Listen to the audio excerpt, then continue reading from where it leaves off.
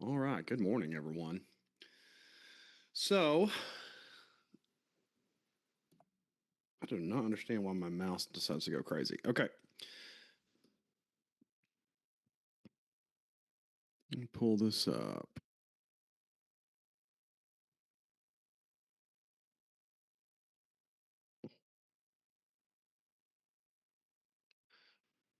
Yeah.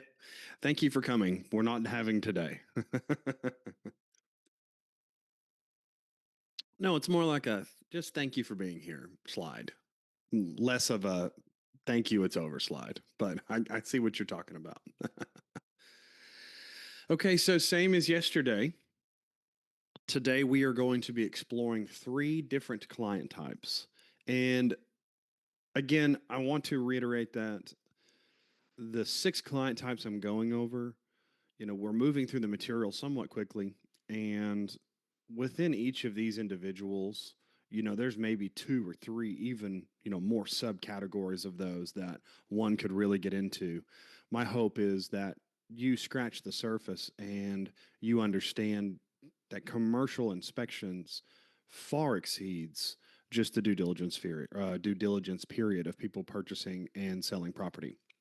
As I mentioned, we had a fair share of that in our business, but most of it was coming from building owners and managers and property management groups and portfolios and attorneys and things of that nature. So all of this information is bestowed upon you based on our experience as a company and CCPA's experience combined. So as we dive into our second day today, Um, I'm very curious if anyone had any questions from yesterday they want to type in or talk. I will give everyone just a second. I do see another question here. Awesome. So I will get to that. If anyone else has any other questions, you can drop them in as well. So, how would you define due diligence as it's related to commercial properties and what are the extent of it? So, that's a really long answer because due diligence will look different for every different building type and client type, et cetera. But essentially, how I would define due diligence is the process that it takes for someone to purchase a property.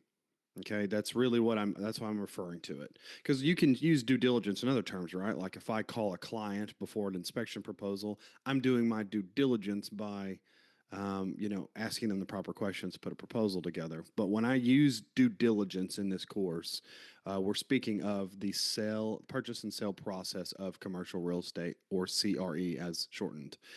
Um, when it comes to the extent of it, it's going to, like I said, it's going to look very different.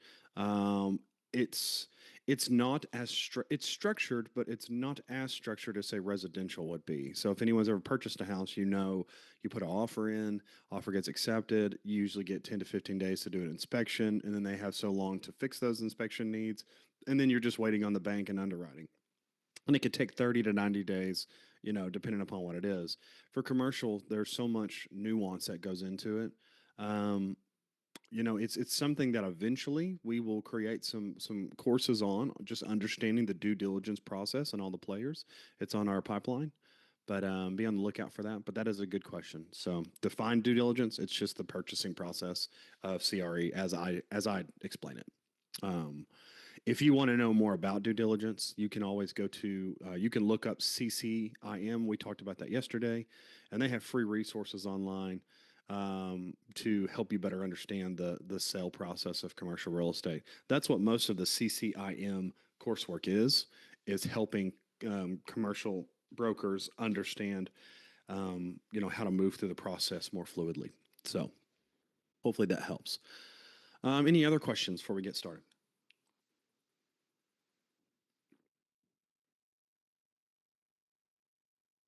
Nope. All righty. Solid. So we will follow the same format as yesterday. Okay. We will go through each of these individually. We will break down again who they are. We'll discuss their key needs. We will talk about sales and marketing strategies, what we're going to focus on inside the report. some objections, where we'll find them, and some partnering tools. Okay, I feel like that's a really good flow, and I want to preface the next section here, the next three, that there are some of you in this group now that have worked with these individuals outside of myself, obviously, whether it be financial or insurance or government. And so, if you have worked with them and you are comfortable sharing any experiences later during the question time, I'll ask you to share it. If you don't want to share your experience, or maybe you have certain ways about doing it, you don't want other people to know, or whatever, I'm not going to call on anyone individually. Simply, if you want to share it, I think the group would benefit from it if you feel up to it. So that'll be my quick rant on that. All right, let's dive in. So first, we're going to discuss financial institutions. Now, you're going to come across financial institutions in multiple facets of CRE, obviously. Um, we are talking about working with a financial institution here, whether it be through the purchase of a property, whether it be just individually on their own. I have had financial institutions reach out to me in the past to just do like they would call like an asset inspection on their property to get an understanding of how their property is handling itself, its maintenance needs, how the owner's keeping up with it, things of that nature. Very similar to how an insurance company might send you out to go look at a property so they can keep an eye on their asset. It's the same thing with the financial institution. But with the financial institution, this is normally taking place on like industrial or very large scale commercial projects because there is so many moving parts to it, and they have such a lengthy lease that if you say, for example, you have an industrial building and it's a manufacturing facility inside, you can imagine the duress that building's under over the years compounded, right? How much wear is going on. So they want to make sure that as they're financing a property that they're still financing something worth financing, and it's not just dilapidated at the end of the process. But also, I have been asked by financial institutions to come out and do inspections when there is going to be a soon foreclosure on the loan on the property. So they say, "Hey, we're gonna be getting our asset back. We want you to go out and take a look at it and give us an understanding of what we're dealing with." So that's another opportunity when it comes to financial institutions. Okay, let's break down the four that I'm going to talk about today. Okay. So we are going to talk about banks, which banks are, traditional financial institutions. They're going to offer all the services a bank's going to offer, like commercial and real estate loans. Um, when it comes to a bank, this could be a large national bank, or it could just be one of your small local mom and pop banks.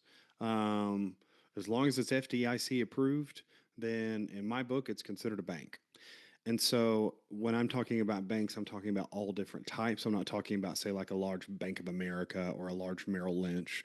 It could be the small, hometown bank, or, whatever bank you have around the corner.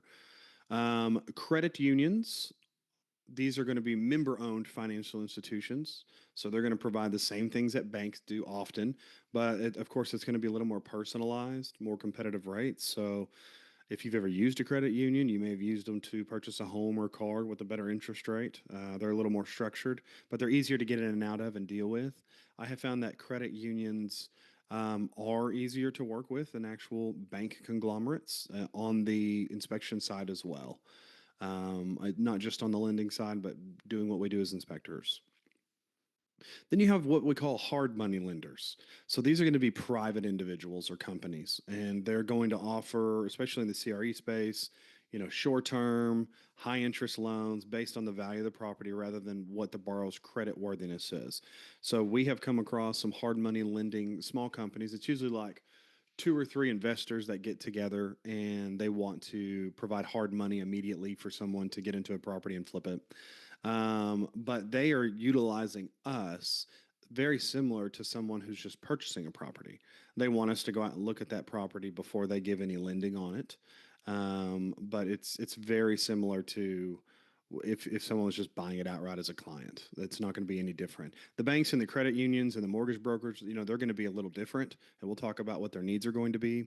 But hard money lenders, they're more like an individual investor than they are a bank. But I put them in this because they are using your inspection with the same interest in mind that a bank and a credit union and a mortgage broker would be. With mortgage brokers, these are going to be professionals who connect borrowers with lenders. Okay. So you've got people who are, just as it says, brokering the mortgage. Okay. So they're helping clients find the better loan options from a variety of sources, from banks and credit unions, and even hard money lenders and private lenders. So if you can find yourself a litany of mortgage brokers out there and let them know what you're doing, they are easy to partner with. And a mortgage broker can also be beneficial because they probably already have relationships with the banks and the unions and the lenders, and you can pair business with them. So, for example, what if you were going to go to like a realtor trade show, right? Or you're going to go to a networking event and there's going to be other industry professionals there. Well, if you already built relationships with the electrician and the roofer and the plumber, when you get there, yeah, you all can work together and you guys have contacts that they don't and vice versa. I would utilize the same purpose with, say, a mortgage broker. That would be something that I would be keen to doing and figuring out who those are in your area. Okay, so the key needs of financial institutions or individuals are going to be these three things. Okay. They are most interested in protecting their collateral. Okay. So they want to make sure everything is in good condition and it's maintaining its value, obviously. They are also trying to assess the borrowing risk. So, can the borrower actually pay the loan? And that's not going to be us as much as that's just what they're most interested in, obviously, is, they want to know, if I give this loan to someone, can they actually pay it? Where we come in is, can they pay the loan, but also verifying the condition. Those two go hand in hand. We have to confirm the current physical condition of the property because that goes into them being able to pay the loan. Because when it comes to, say, residential, just because we're all used to that. In our state, at least, if I did a residential home inspection, the lenders may never see my report. That report's just for the buyer. But during a due diligence phase, if I do a report, the bank may get their hands on it and they want to look at the condition of it. Because if you're buying a property and I'm going to lend you $1 million on it, and that's your top threshold as a company, but you're buying a building that needs a lot of work, and there's a lot of conditional issues, then they know that you're going to be having to put more money into that building on top of their loan needs. So that may put a stress on them getting their money back. And so verifying the condition there is going to be important to those individuals. And then, like I said, with hard money lenders and brokers, as they curate the conversation between you and somebody who is getting into a building, they are more interested in, of course, protecting those collateral and verifying condition over, borrowing the actual payment of the loan. Okay, sales and marketing strategies. So I will be honest with you. We've worked with banks, but we haven't worked with a large amount of banks. So my experience comes from the handful that I have worked with. But what I do notice is every time I am at a networking event of any kind, financial institutions are always present. Always. Even if you went to, say, InterNACHI's convention or you went to IEB's convention or something of that nature, there's some sort of financial aspect present, right? There's some sort of financial group that makes sure you can get your payments in time. You don't have to wait 90 days. There's individuals who are helping you fund your company, buying your company, right? So as you know, finances are everywhere. And so whenever you're doing sales and marketing, just know that even if you do not directly work for a bank or a financial institution or hard money lender, whomever, they are important people to do business relations with because they can get you in front of actual people purchasing and selling properties easily. I have leveraged those before. I have bankers that I've never worked with personally, but they always refer me out to customers. So that's pretty cool. Okay, so our value proposition for finance is we are going to be your due diligence wingman. Okay, so what I mean by that is we are going to come alongside them as an advisor. We are going to be their sidekick. So we are doing two separate things, but it's reaching the same goal, right? If someone in finances, they're trying to determine, okay, can I realistically lend money for this property for the individual? And then what I'm trying to do is, can this individual realistically maintain this property? And then we come together and they put that information together to make a final distinction. So we are going to actually be their wingman, and we can sell it as such. Be like, let us come alongside as a partner. It's less of a let me do this, again, commoditized thing for you and then move away and never talk to you again. It's let me be your partner. Because if you are working with a high volume commercial banking institution, then they are often going to give you a lot of referrals. Um, there's a few of them here in our area that I've been working on for years now, and we're finally kind of getting to that point where we'll start seeing some referrals or at least calls saying so and so referred you over. So we want to be their wingman. Um, we want to be able to offer quick turnaround services and bullet point executive summaries. Okay, so when you are giving something to a lending institution, it's very similar to an attorney, right? And they want fast, to the point, succinct information. And executive summaries are going to be their best friend. Remember when I talked about when we were building reports? Maybe the first several pages is for the boardroom and the rest of it's for the maintenance team. This is what that looks like. This is going to the boardroom, and that's what they're going to be most interested in. But they're also going to have deadlines. So where we talked yesterday about, how fast are you getting reports turned around? And I said there isn't a big sense of urgency in commercial. Well, when it comes to working with a financial institution, there is a sense of urgency because they have deadlines. Everything is on a closing, right? And it may not be where your report fits into the grander scheme of the closing. So, if they're trying to close 6 months from now, you don't have 6 months to give them the report. Obviously, it's just like Resi. Um, but it is I'm sorry, I was looking at someone's mess or question over here. I'll get to that in a second. But again, you want to make sure that you understand their deadlines. So when you are speaking to them like in the process of putting a proposal together for them and actually getting work ready for them, you need to know what is your exact date this has to be turned in, and don't miss that deadline or you'll never work with them again. But also, you need to understand lender friendly language. So, I'm not going to list a lot of that on here. As you speak more to lenders and you have more conversation with them, you'll understand what I'm talking about. But they're using financial lingo. They're using a certain tongue that we just don't use in our day to day construction lives. So it's going to be important to be able to utilize that in conversation, especially for sales, because you speak their language, then they will pay attention. Now, for the question, you said this is great information coming in at a water hose flow. We'll be able to get a copy of this coursework at the end of today. I will not be giving you the exact copy of the slideshow, but there are going to be post-course documents that you already have in the LMS system online, but then also some more that I'll be adding for you. So I will make sure that you at least get some of this information here so that you can turn around and, like I said, start to utilize it. And a lot of this is very surface level, done so for a reason. Over an 8 hour period, you can only cover so much. I mean, this realistically could be a full week class if we really tackled it as such. But yes, I agree. This is a lot of information. I will make sure you get the extent of it that will be most necessary to you after the class. Whoever iPad is, it just always says iPad. So, okay, so on the marketing side, content, why your collateral needs a second look. Okay. That's really how I am having the message. We'll talk about the message in a second, but that's the content is why your collateral needs a second look. Um, Remember, I just talked about using lender friendly language. Collateral is lender friendly language. They are using collateral as the building needs itself.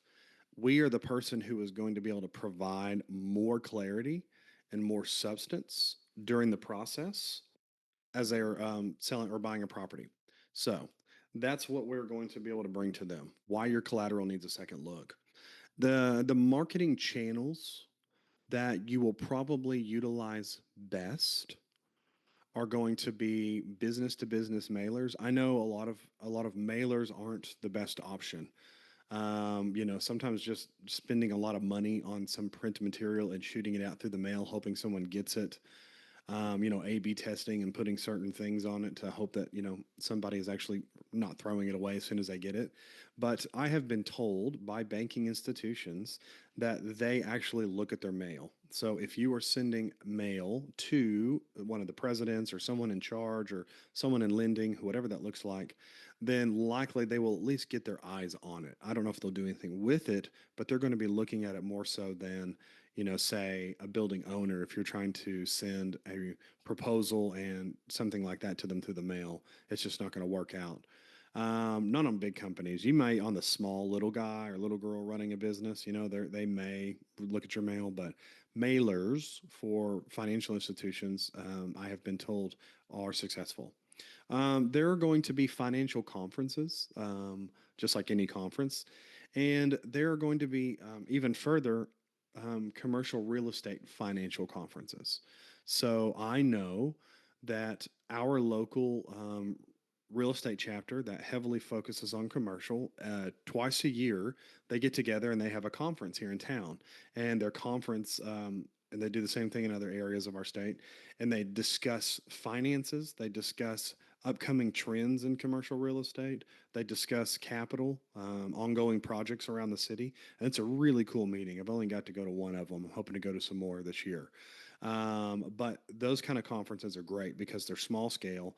There are going to be vendors on the outside of the room, so you have other people to network with. You may be a vendor one day if you choose to, but they just have great content. I mean, a lot of us have been to conferences and the content is less than, and you're not really getting a lot from it. You're pretty much just there to network. But some of these financial conferences geared toward commercial real estate actually deliver fantastic information.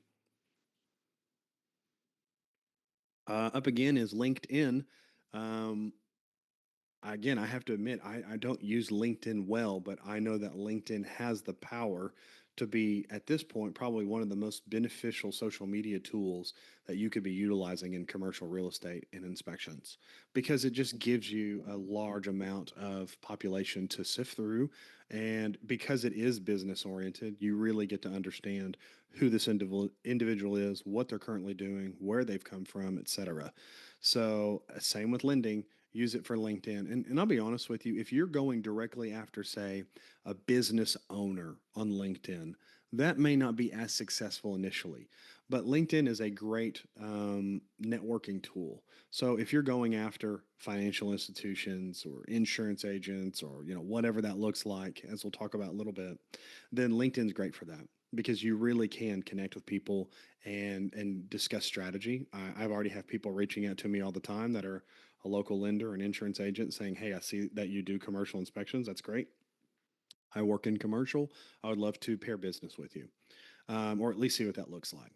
And then I put in on here cold drop in. So what I mean by that is anyone who is actually sitting at a desk at a physical location, it's a great way to do a cold drop in.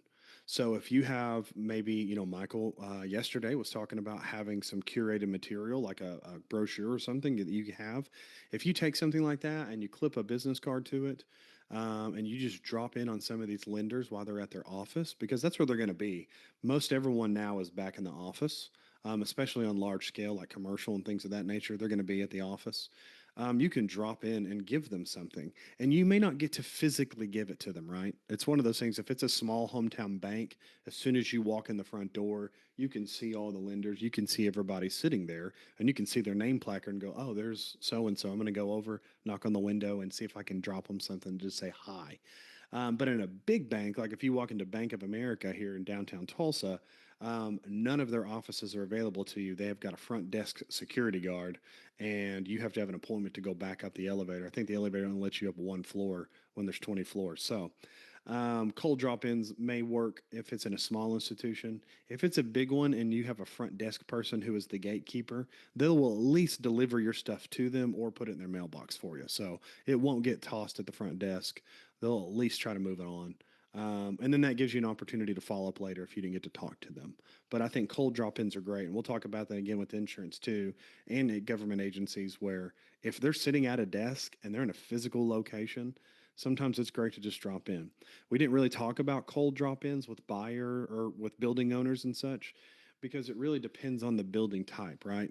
If it's a dentist office, you might be able to come in and drop something off at the front desk to the front desk administrator. But obviously, you're not going to walk back there and hand it to the dentist, right? They're in the middle of working on somebody's teeth. And if you go to a strip mall center, the owner is probably not going to have an office there. The property management group might have an office there, but the owner will likely not. So obviously, drop ins don't work for that. The message that I like to curate for financial institutions is we translate buildings into numbers that lenders trust. So I'll see that question. I'll get to it in a second. So again, this goes back to cost to cure. This goes back to estimating. And again, that is beyond the COMSOP, the standard of practice.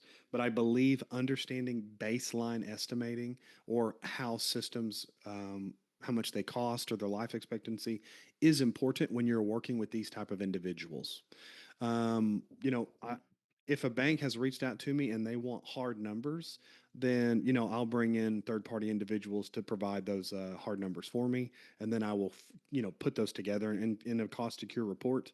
It won't be an opinion of cost; it'll be exact cost. I make sure that's labeled as such. But it's important to understand that that's the lingo.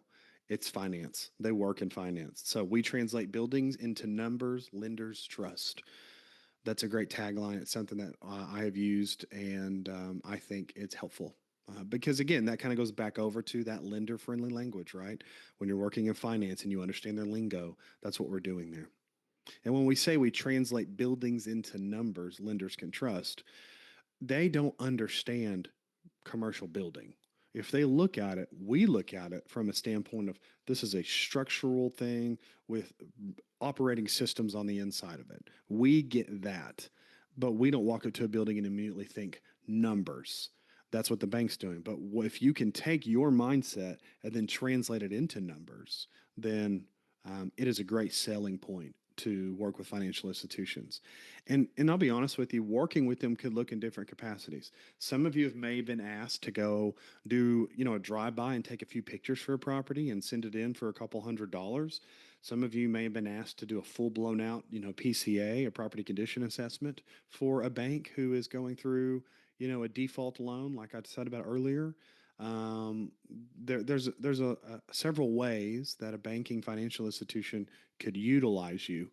So when you're doing sales to them, it's important that you just simply let them know, I am a commercial property inspector. I am certified through this institution. I have a standards of practice that I follow. Here's the procedures that I go through, and here's the type of products that I deliver, and then allow them to choose what they think is necessary. And it's important to let people know that a lot of this information I can provide is a la carte based on my client's needs, right? And if, again, to think of residential, it's very, I'm going to follow these standards and you're going to get the same report regardless. I'm not going to detract from it. I just do the same things.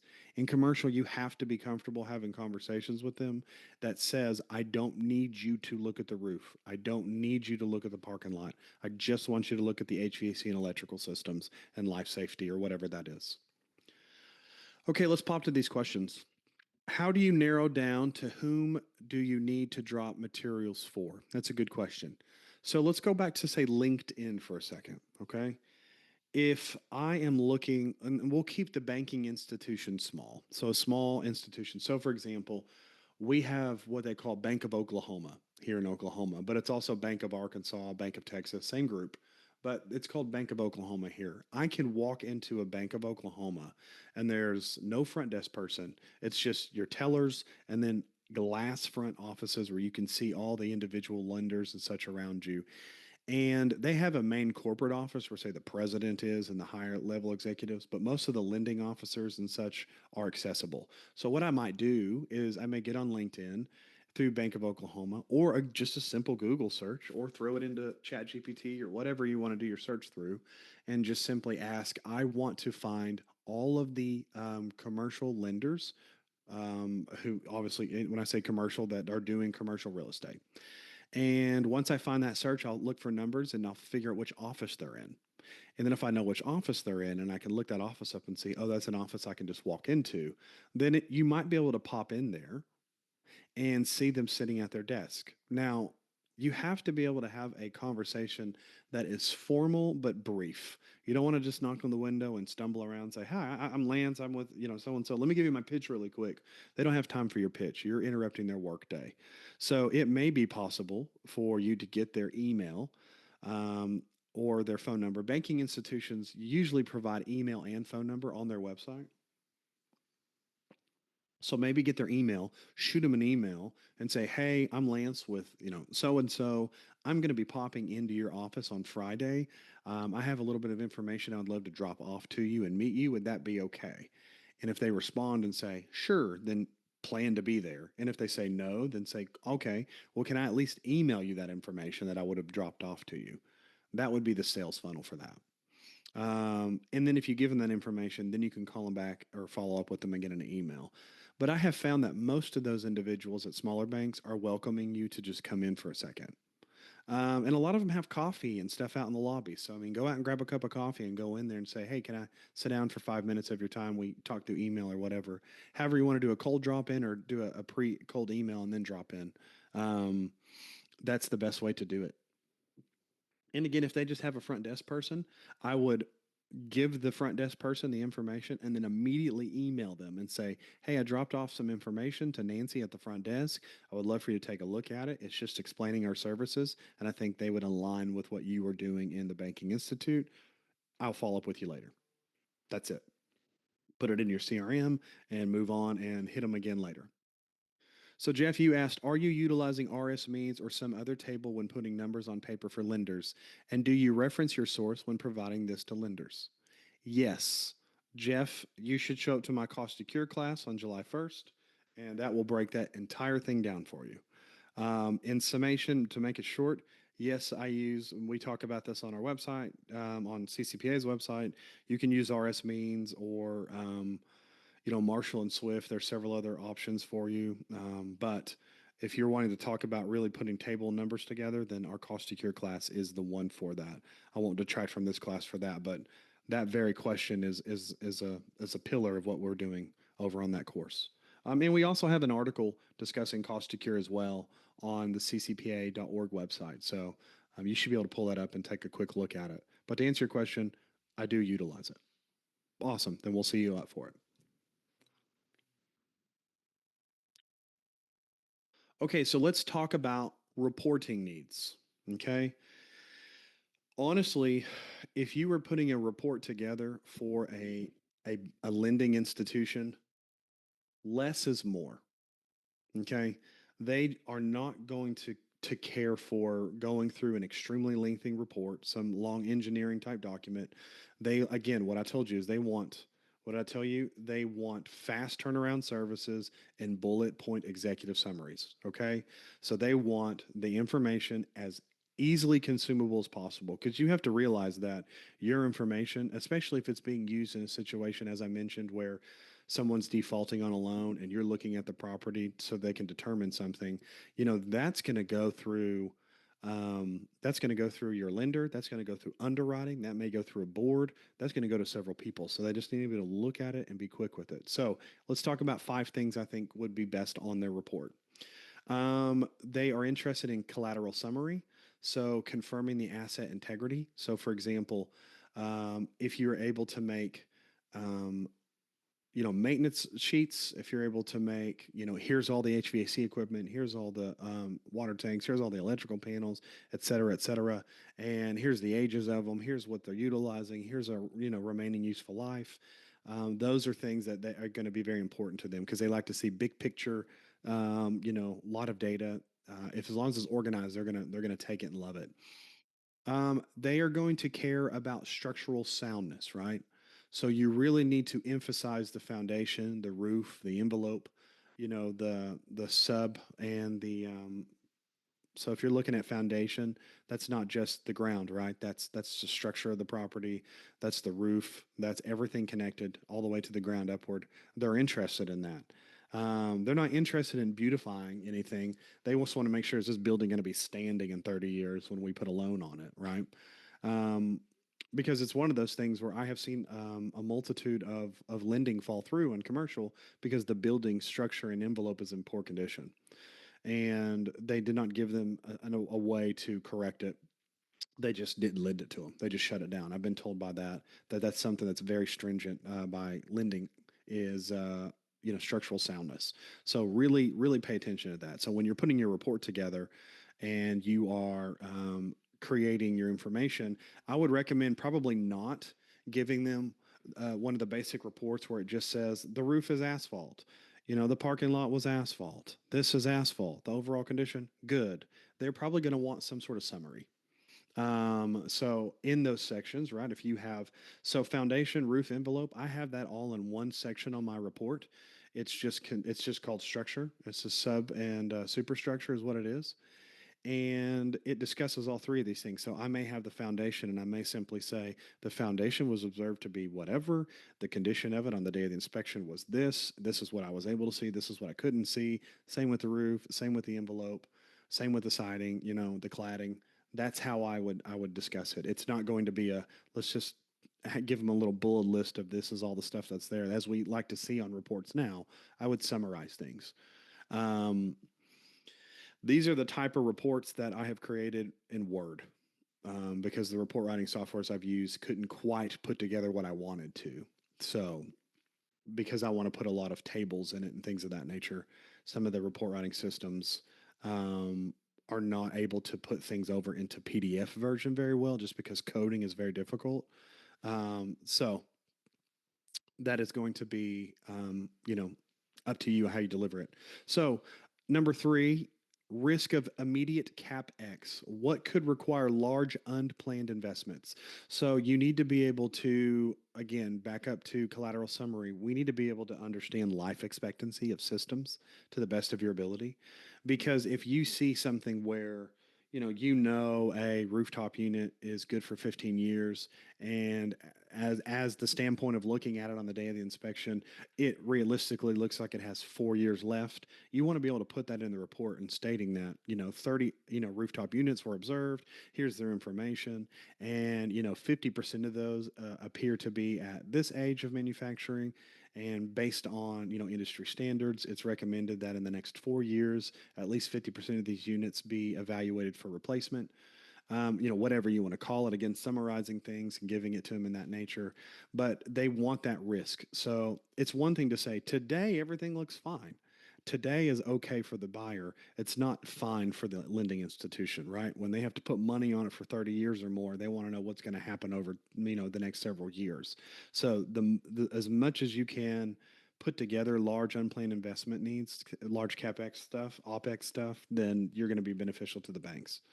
And this is what's going to separate you from, home inspectors or very low level maintenance individuals trying to do this job because they're just trying to provide a report, an inspection, and be done with it. And that's not what these individuals need. They need a more robust, tailored style report. They are also going to be very interested in environmental and safety. So we want to include red flags that are going to be for liability, right? So if you see moisture intrusion, if you see mold, if you see safety concerns, if you see life safety issues, if you see accessibility issues, they're still going to have a lot of interest in it. Obviously, mold and remediation and things of that's going to hold way more value to them than a parking lot that doesn't have signage in front of an accessible parking stall, right? They still may want to know about it, but the really big red flags, especially the ones for liability, with building health and personal use issue, they're going to want to know about that because it's going to be a big deal if a business is operating inside of a building and that building is having leaking coming from the roof, and now there is an exuberant amount of mold growth above the ceiling and in the ceiling tiles and the acoustical tiles, and individuals who work there or visit there as just a client are getting sick. And so what happens once they figure that out, then they have to shut business down so they can do remediation. And some companies, if they're shut down for a week or a month, remediation is not easy. So if they have to replace the roof and then they have to replace all the ceiling and some of the walls, and then it's, very in depth and time sensitive, that company may go under or they're going to have to go somewhere else. And then a bank's going to get in, big trouble with the loan if they forfeit on it. So environmental needs is important to them. And then also with reporting, again, an executive summary format. I said that on the other page. Bullet point key concerns for quick lender review. I have put together reports for lending institutions and insurance, and we'll talk about it, that were only 5 or 6 pages long. They got the agreement. They knew what the standards were that we were following, and I did exactly what they asked for. And it was only a few pages long, and it was exactly what they needed because they realize that they are paying for your expertise and your report. They don't feel cozy when you send them an 80 page report that they have to go through. That's not what they wanted. Remember, they wanted quick information, but the correct information. You said, I am a president managing structural engineer at an engineering firm, and I collaborate and team up with commercial inspectors for their structural needs. Yep, absolutely. Always having an engineer on hand is going to be beneficial to you as a referral partner. You should always have a few engineers in your pocket as a commercial property inspector to utilize. But also, those engineering groups. So, the verbiage you may hear is called a PCA, a property condition assessment. That is from an ASTM standard, which we won't get into here in this class, but that standard is used by engineers. So, it's possible that an engineering group may hire you to come out and do an inspection that you already do for them in lieu of them doing it, and they use that report to further investigate or use for development or construction purposes. I've been hired by many engineering groups to come out and do what they call a PCA or a level one inspection for them. So building relationships with them is good. I agree with that. Okay, so let's dive into some of these objections.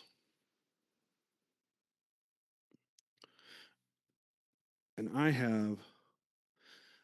I do not have Holly with me this morning, so I am taking notes as we work here. So if you hear me typing something, then I'm over here trying to keep up on notes so I can make sure that I'm adequately following up with everybody on the back end. Okay, so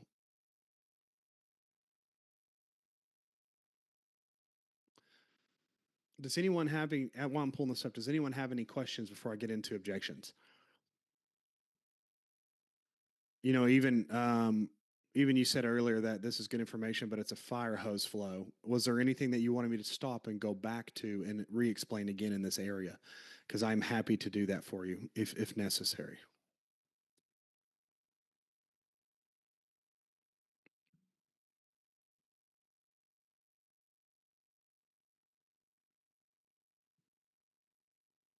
Okie dokie. Okay, so not at the moment. Thanks. Awesome. Thanks, Sam.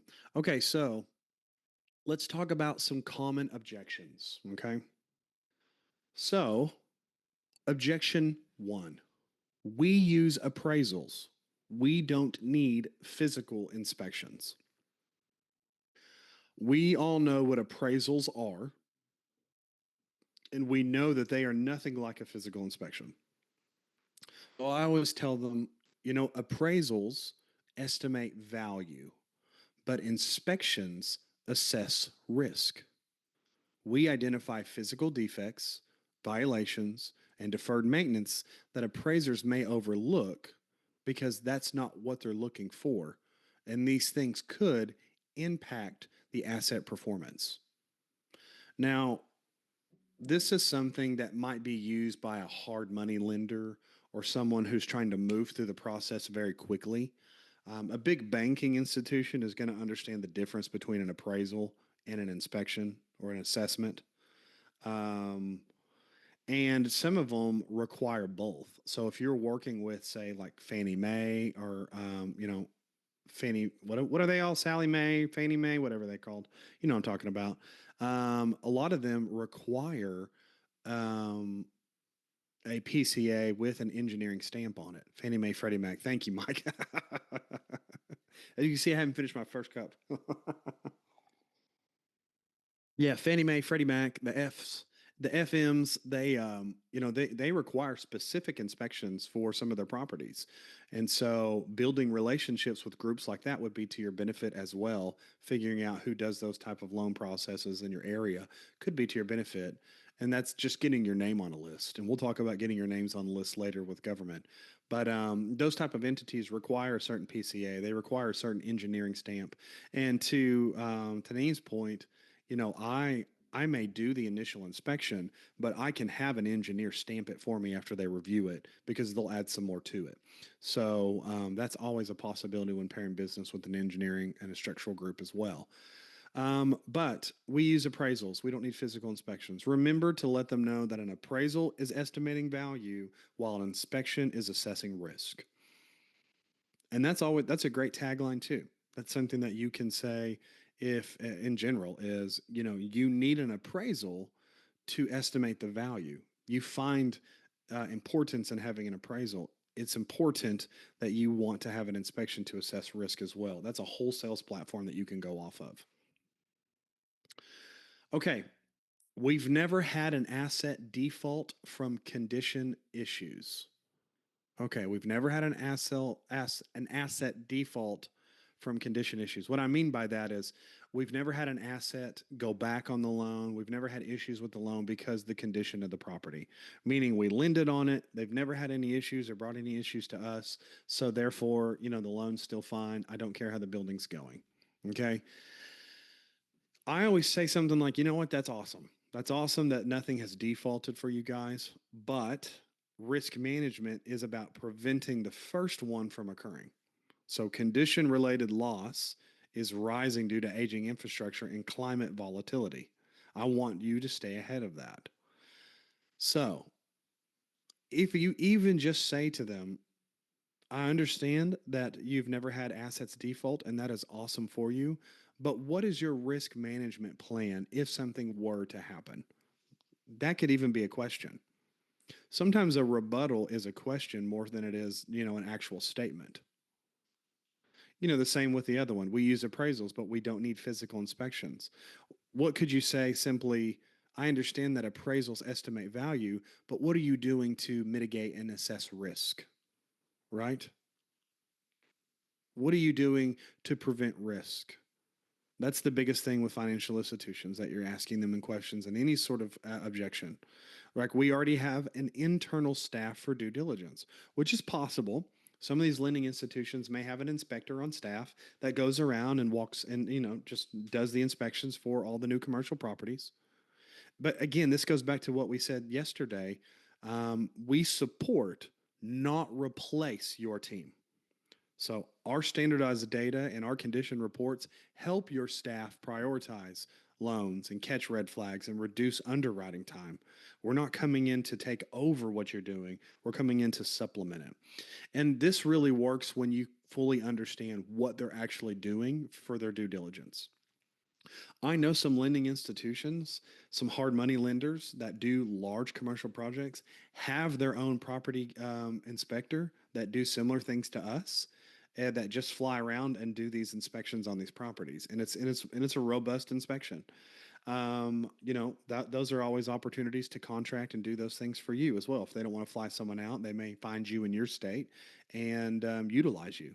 So it's important too when you're looking for individuals to pair business with, that just because they're not in your state physically doesn't mean they don't do work in your state. And if they're looking to expand into other states, it's easy to say, well, why don't you use me as a contractor? So if this were to come up, then you can at least have someone locally to handle this for you. And a lot of large due diligence firms out there. So there are firms and groups that just help people get through the due diligence process, right? So they just do the inspections, they do the environmental, they do all these different procedures and help them through financing, and they're just kind of like a whole package company. Those guys call me all the time to do an inspection for them, and it's pretty great. They'll say, hey, come take pictures for me and fill my form out, and here's $700 and 700 bucks, and it takes like an hour. So yeah, I'm going to go do that for them. But they do that because they want to be nationwide and they don't have inspectors in all the areas. The same could be done for some of these big hard money lenders or big institutions. Just because they're not located in your state doesn't mean they don't work there. So it may take some time as you do research if you want to get into building relationships with financial institutions, understanding where they're all coming from. Okay, so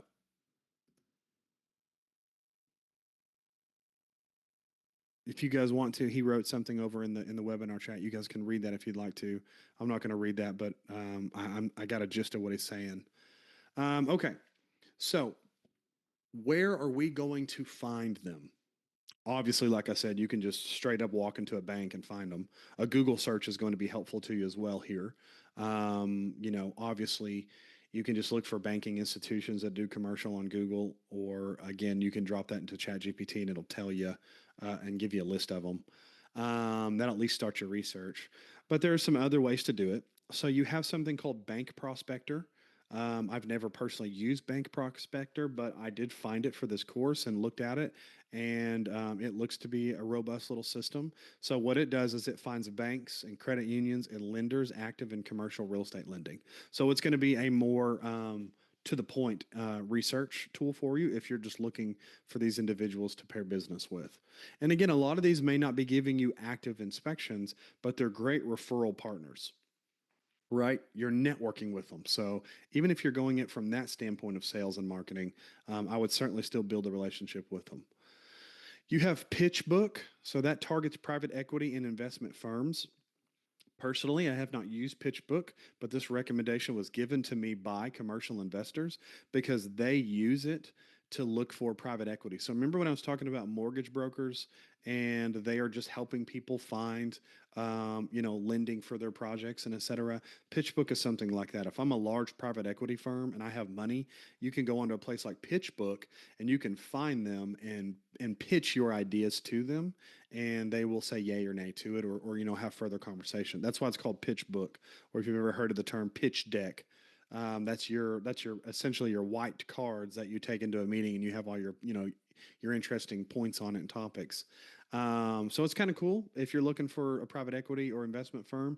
I don't know the size of those lending firms on there, right? They could be millions, it could just be hundreds of thousands. I'm not sure, but it's certainly worth checking out to build relationships on both sides, right? You might be able to go on there and find who's given the money, but then also you might be able to go on there and find who's asking for the money. And that works both ways for you for clients. And then you have something like a commercial mortgage alert. So this is going to track CRE loan activity and lender behavior. So set up something on Google or whatever platform you're using and set up alerts for commercial mortgages. So use keywords like, if you're looking to see if interest rates are going up and down, if you're wanting to be very specific on building types, right there for a while, I was really paying attention to office spaces and strip centers. Because right now, now we're kind of getting over COVID, but we're getting into tariffs and other things in our industry. I think the office space is going to fluctuate. Like I told you yesterday, I was looking for an office and it's pretty darn cheap per square footage for a year for office right now. So they're really trying to get people back into offices. And then also with strip centers, right? People who own businesses, they got wiped out several years ago. So they're rebuilding those areas, trying to bring more people back in, trying to let people know, hey, it's okay to have a business in a shopping center again. So you're going to see those industries ebb and flow. But I put trackers on them on Google and got emails weekly or daily about that. So whatever that looks like to you, I think that's just important because if anything, again, it goes back to this point, right? Lender friendly language. So if I have alerts out and I'm understanding what they're talking about and I know the lingo, then that's going to help me in my sales efforts and as just an inspector in general. And not just for this, but for all industries. I can't stress it enough.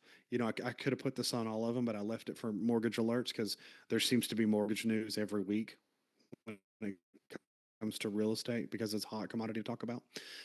But any industry you're working in, I recommend that that you're keeping up with the news of it. Right. For example, this is just a quick example. I was keeping up with a lot of church information. So, congregations and what people, are actually a part of.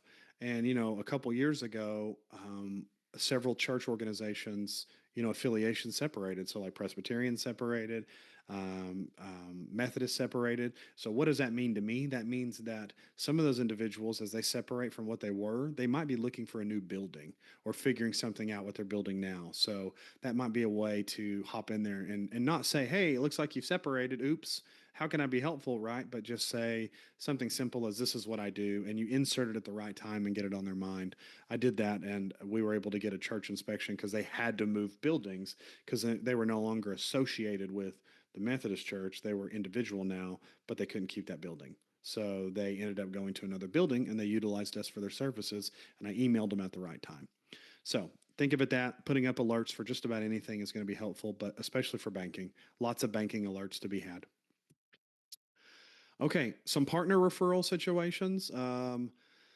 There's a thing called Commercial Real Estate Finance Council. It gives you access to lenders and mortgage bankers. Again, this is it's one of those memberships, kind of like CCIM or anything of the nature, where you aren't going to be a direct member of it, meaning you're not giving and taking from the membership association because you're not a banker or a lender, but you can be a referral member and they'll allow you to come to events and pay for things and be a sponsor of things, and it'll get you out in front. So that's always a benefit if you're looking for that.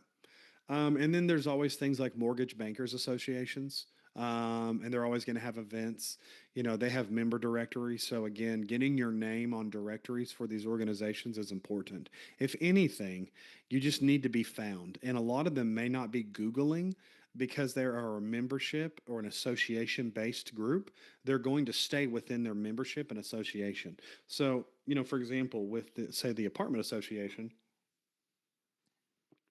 I would go to an event every now and then. I found that the events were hit or miss, but they had a really robust member directory. And I found that nobody was doing what we did, right? You had painters, you had termite, you had pests, you had roofers, you had all these things, but nobody was doing annual inspections. Nobody was doing commercial property inspections. And I was the only one on the directory. And I got a lot of calls and interest based off of that when I was on those directories. I'm not on it anymore, but it's worth going back and reviewing them again. So even if you're brand new and you're trying to figure out where do I want to go, look at associations around you, like I said, especially something with mortgage bankers associations, and just see how much it costs to join their member directory. It may only be like $100 a year, and $100 a year is really stinking cheap to get a list of members that you can do active sales to, and they're going to expect that. If you signed up for a membership and they're on the directory, they know that the other paid members that are the service providers are going to be emailing them and reaching out and giving them their products. They expect that. So that's a pretty easy sales funnel to get into. Because if you're part of, say, an association for apartments, they're not going to get frustrated with you when you send them something once a month saying, hey, here's another helpful tip about keeping up with your parking lots or paying attention to life safety or whatever. What's going to happen is they're going to receive that. And again, they're going to look at that drip campaign and they're going to think of you when they have a need. So join a member directory, Mortgage Banker Association. That is one that is worth joining. Um, and again, what I love about banking and finance is that they are a very tight network, meaning if they can't find a need or they can't find help, they know someone else who can. And so news spreads fast through organizations like that. So even if you're building relationships with someone and they can't utilize you, they can probably find someone who can because they are very tight knit in the financial institutions. Okay. Any questions regarding financial institutions? What are thoughts on joining a Chamber of Commerce group? That's a good idea, especially if you're in a smaller area. You can join a Chamber of Commerce group and you can be just on the board, right? Because what's happening is once people know who you are and you're just in front of other business leaders and you care about your community, then that will be extremely helpful for you. And I'll be honest, there are not a lot of commercial property inspection groups, right? You may get on CCPA and see that your area has 50 of them in it, but it doesn't mean that everyone's running full steam ahead as a commercial property inspection group. So if you have opportunities to join chambers of commerce groups, and we'll talk about that in the government here in a little bit, I'll just refer to it now. But if you have an opportunity to join those things, even just for networking, even just to sit in a board for a year, those things are very beneficial. And if you can't, having a team member who can will be great. So maybe someone who's just wonderful at networking and marketing, that's the person you may want to put on the board. And be present. Show up for meetings if they have meetings. Show up for events if they have events. Help plan events if they have events. Right? If you're going to do it, really join those groups, not just put your name on their register. That's why I said it's one thing to have a registered directory like the association for commercial banking, but if you don't show up to at least a few events here and there, maybe sponsor one event, then you're just going to be a list on the directory, and they may never pay attention to it, even though that's their directory to go to. They still don't know who you are. Remember that what we're doing in commercial property inspections is still pretty new. It's still pretty fresh on people's minds. You have to be in the period right now of really telling people what you do because they don't know. Any other questions? That was a good one, Devin.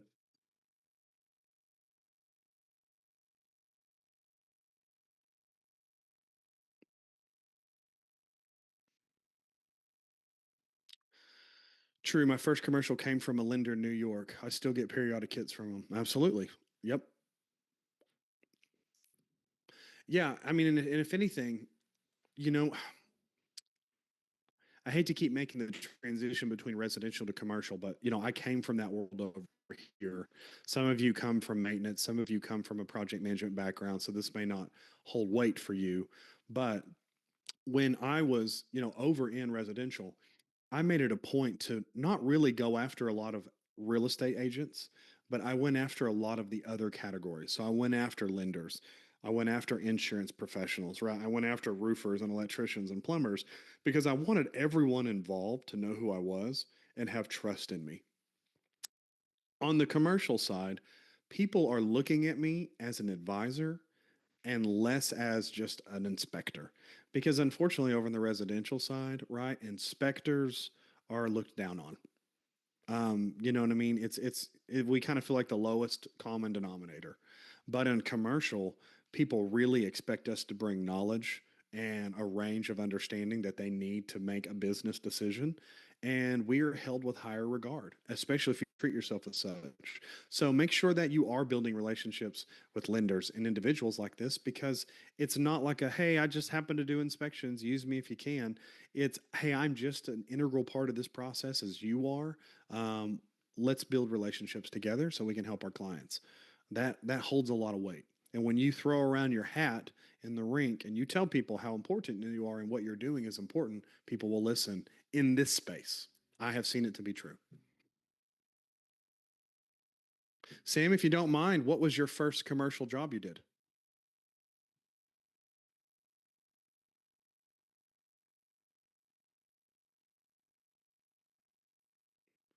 Would you say, Mike, pretty sure the only ones who look down on us are used home salespeople? Probably. The rest involved in resi transactions appreciate you. I would say that's somewhat true. Yeah, you and I could probably go back and forth over a drink on that one offline for sure. We can regale each other with stories of that. Oh, it's a vet clinic. Awesome. Cool.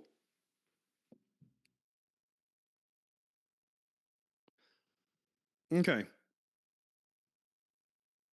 Let's get into insurance providers real quick. Now, with insurance, anyone here who's doing commercial right now, have you had any insurance agents reach out to you in this last year to go do an insurance inspection on older buildings that are renewing or getting a new insurance policy? Mike Dunn says yes. Yes, he is. Yep. As have I. Anybody else? No. Okay.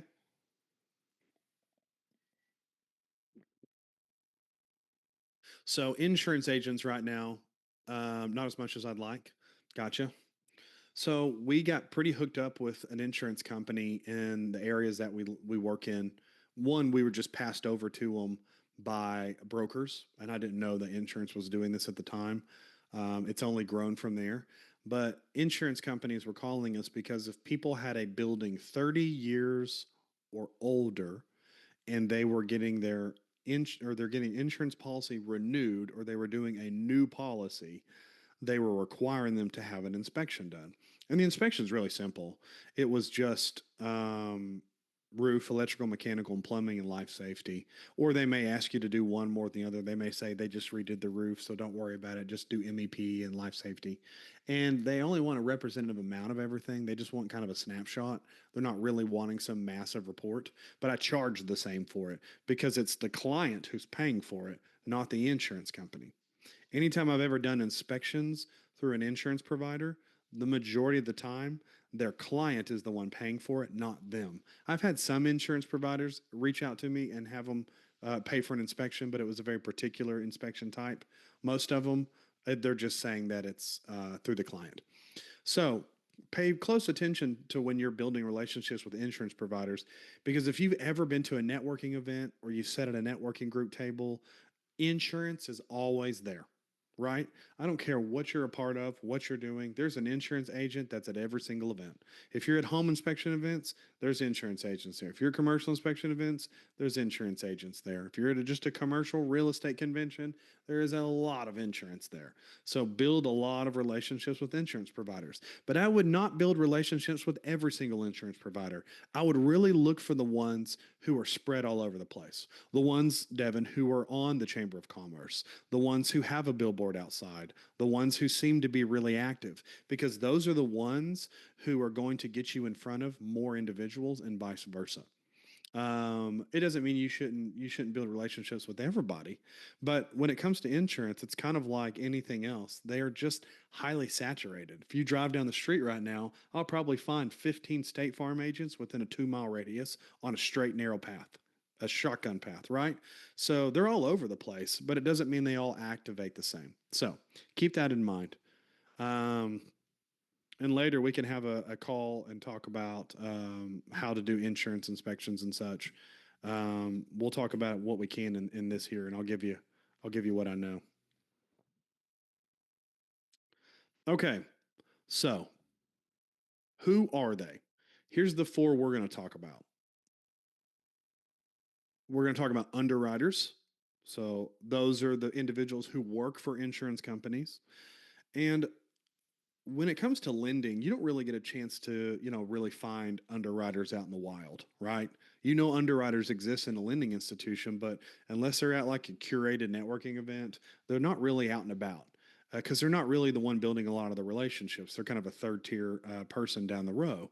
They're extremely important, but they're not going to be making a lot of decisions. But I have found in insurance, there are those who work for insurance companies that are the underwriters. Those are the ones who kind of own the small offices that are the underwriters. They do internal underwriting, or the underwriter is on their team and they're just as important, integral part of the team. So building relationships with these individuals can be done. Then you have loss control teams, a part of a large insurance company. So those are going to be the safety experts who work for and within the insurance companies that obviously do loss mitigation. Then you have risk managers. Okay. So those are the ones that protect the company from things that are going to go wrong, fire, injury, big repair bills. All these people are working in tangent and in tandem with one another at different points. And then we have the self-insured insurance. So those are businesses that don't use a regular insurance company. They pay for repairs or accidents themselves. So they want to know about problems early through inspections, meaning that they have enough capital set aside that they're not using an insurance company for everything. They may have an insurance company for a COI if they're applying business to someone else because they have to have a COI, a couple $1 million in coverage, but they're using it more for business services than they are for personal insurance needs. So, for example, it's a drink company. It's going to come back to me in a minute. It's a large drink company, but Pepsi Cola. Or Coca Cola. No, it's Pepsi. Sorry. Pepsi Cola has, a multitude of brands underneath it, but they have two large buildings here in Tulsa, and I've been in them in the last several years. and they are self-insured on their own building because they have enough capital that they're not worried if the roof goes south. They're not going to turn it into insurance. They're just going to fix it or replace it themselves. But they have to have insurance for the products they make. So they're building personally. They insure themselves. That's what I'm talking about here. Everyone has insurance at some capacity if they're running a business, but they do their own business maintenance insurance themselves. So those individuals, if you ever figure out who they are through passing or conversation, then those are great to try to build relationships with because they really do care about annual inspections and understanding how well their building's operating. And a lot of those big companies may have a maintenance team, but they're not going to have the advanced skills that you might have to look at a building as a whole. They might just be repair people. It just depends on what their needs are.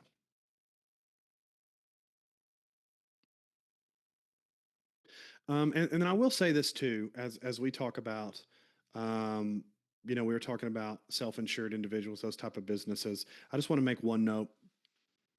Even if they have a maintenance director or a company of that nature, a third party reporting service will hold more gravity in the area of getting things finished and completed than the internal team would. So, for example, I was at a large institution last week, and I was talking to the main director who has like a team of 8 people running multiple buildings, very, very large, multi-million dollar buildings.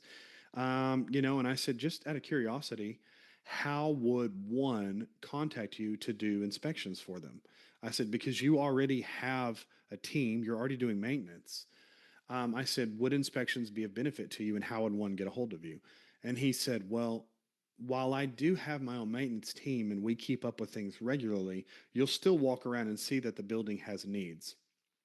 And some of those things fall to the wayside because, this big chiller system needs our attention now. The outside drainage is going to have to wait a while till we, can get to it. He said, but I would utilize a third party company like you to come in, look at the entire building as a whole, and drive the point home to the investors or the board or whomever that we have definitive needs and they have to be addressed now.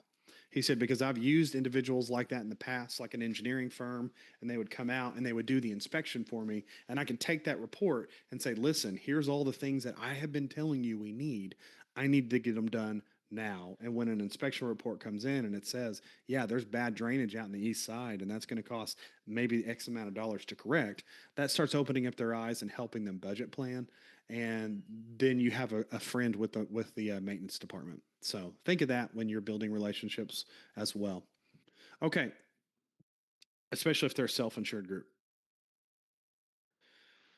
All right, their key needs. Um, they are going to be thinking of hazard identification for insurance, obviously. And insurance is all going to be about life safety. That's the biggest thing. They want to make sure the asset's not going to hurt anybody.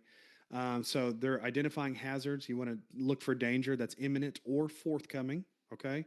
So you're paying attention to something that could be a problem later, even if it's not something small now. Like at that large building I was talking about, they had a large retaining wall on one part of their parking lot and they had railing along the top of it. Well, that railing was very loose, but it wasn't loose enough that if I leaned on it, I'm going to fall over immediately. But if that keeps getting utilized as such in a year or so, that thing's going to break.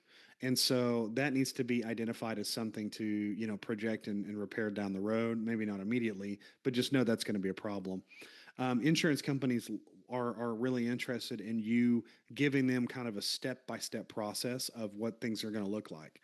So, for example, with life safety compliance, if we're evaluating life safety and accessibility, it's one thing to say this apartment complex is 30 years old. It's not really set up for today's accessibility standards. However, if I were to set this up for accessibility per section 15 of the ComSoft that I use, these are the things that are missing and that would need to be in place, right?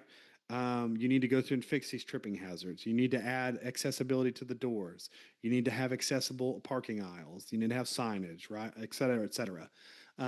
They are going to be very interested in those things as you spell out the process for them.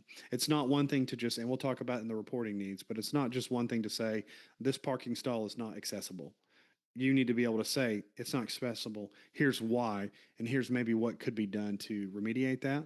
Now, clients may not appreciate you giving as much information.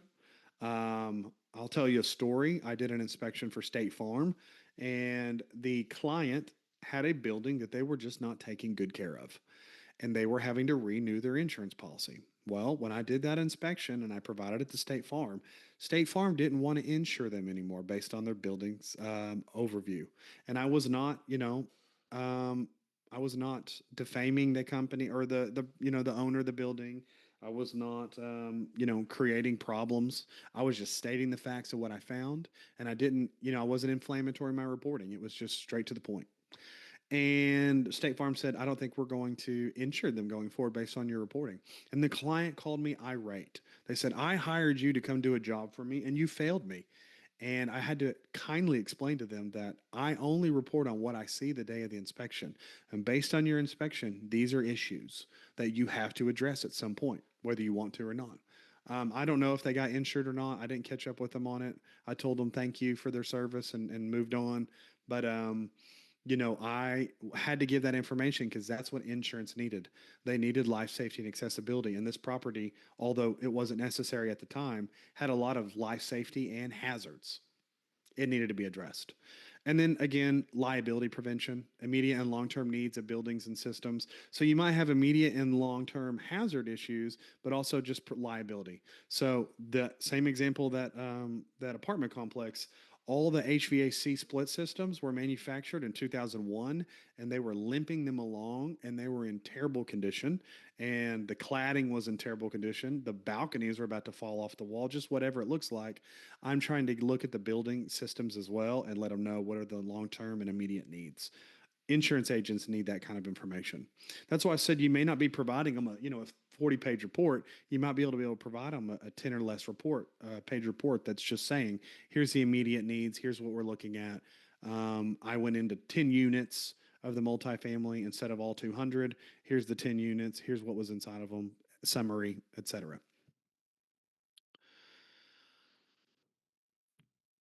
Okay.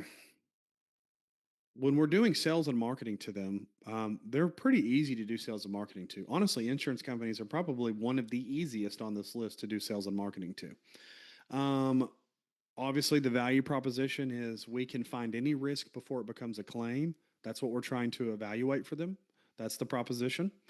Um, you may be looking at the building, and insurance providers, if they're really good and they've been doing it for a really long time, then they are going to have some knowledge of buildings as they look at it, but they're still going to rely on your expertise.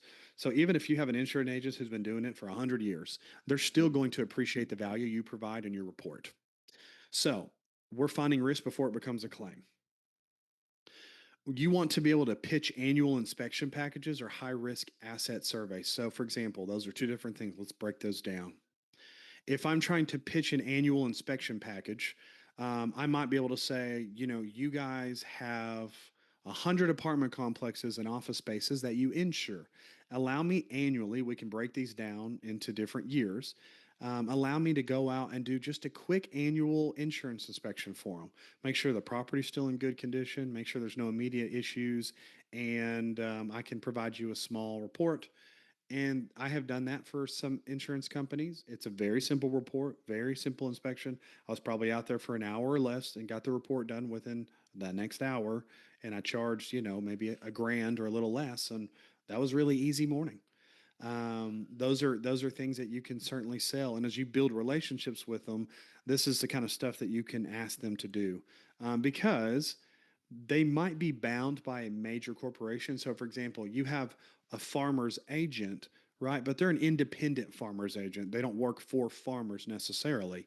Some do, but some may not. So, just don't assume because one farmer's agent told you, no, this is not something I can do, that every farmer's agent is going to say the same thing because that's not the case. And then high risk asset surveys. So, if they are insuring, really large properties or really expensive assets, having an annual survey done on the property to give them understanding is something that can be done. I know some individuals down in Texas. They do it. They're for an engineering firm, and they have a large firm, so they can do this. But they do annual inspections on the Dallas Cowboys football stadium, and the insurance company hires them every year to go out and do an inspection on that stadium. It's a massive payday for that company. But of course, they do that because they have thousands and thousands of people in and out of that property. If there's life safety or hazards, it's going to be a massive problem. Someone's going to sue and they're going to go right to insurance and have them pay that out. So they want to make sure that's not a problem. You can probably do that on a small scale, right? That's why you can sell things to, and we'll talk about government agencies in a minute. You can sell these kind of things to schools and things of different nature. Anyone who is being insured, which is most companies, then they could utilize a service such as, an asset survey every year, especially on high risk assets like stadiums or any sort of major public use space. If you have a big outdoor shopping center, like a big outdoor Simon shopping mall, there's a lot of opportunity for people to get hurt there. So pitching that to them is not a bad idea. Just make sure that you are well versed in accessibility and life safety. With what we have within the ComSop, it gives you great tools, but you're going to have to train further. Offer digital inspection dashboards for loss control teams. So, what I mean by this is if you're using a report writer right now, a lot of them will have a dashboard that you can send people to that you can collect data on. But sometimes it may be beneficial to give them a sample dashboard that you created in, say, Dropbox or something of that nature, to be able to say, okay, here's all the information that we have. Okay. And what we're going to do is we're going to break that down into different categories, and we're going to deliver that in categories that you can manipulate the data of. So you may have all these different maintenance schedules and sheets. You may have all these different documents that you've created for them, and you can package that and give it to them in a way that they have access to it and they can evaluate it, move it around, do whatever. As long as you keep originals, then you'll be in good shape. Just delivering it to them on your inspection dashboard will give them everything as like a PDF to look at, but it's hard for them to manipulate that and use it. And you'll end up sending it to them in emails and different things. So I have found using things for insurance, sending them a some sort of, like I said, dashboard through Dropbox or whatever service has been very beneficial to them. You will find that if you're using a report writing software right now, it may be good for doing a residential inspection, but it won't hold all the different aspects that all your different commercial clients may need. So, whatever you're using, don't get frustrated if you have to deviate a little bit and write something in a different report system or Word or use a Dropbox or something of that nature. You'll find through client conversations how they want their data delivered, and you should be good to go. Like, for example, when I do large scale multifamily inspections, especially for insurance, they want to have a ton of information provided to them. So that information, for example, may have to come to them in a Dropbox in different files and different loadouts so that they can easily access it. It's not going to be good as PDFs dropped onto Spectora or something of that nature. Okay, with marketing,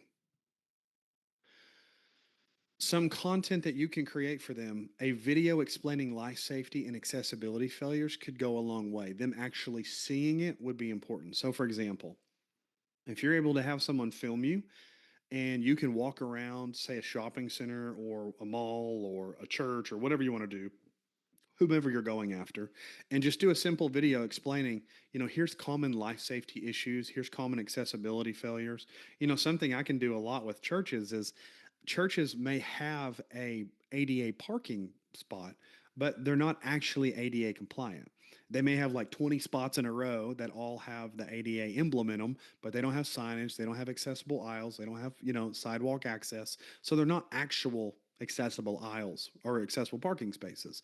So making a video and saying this is something that commonly happens with accessibility features and life safety features. These are things that we see all the time on these properties, and these are things that we really pay attention to and cater to in our reporting. Insurance companies will like seeing something like that because they're seeing a tangible product and they can put your face to it and your expertise to it. Because you ever notice if a insurance company hires just anyone to do contract work, they have to be able to go out to the field, they have to be able to take pictures, they have to be able to complete a report, they might have to make videos, they might have to do some data gathering to send back to insurance. So showing them that you're able to go to a field, do that visual inspection, look at something, and deliver that back to them, that's a great selling point. Larry, you said if time permits at the end of the day, could you show us what the Dropbox example you were discussing or digital inspection dashboard? I will make a note of it. I'm going to have to go dig and pull one of them up, but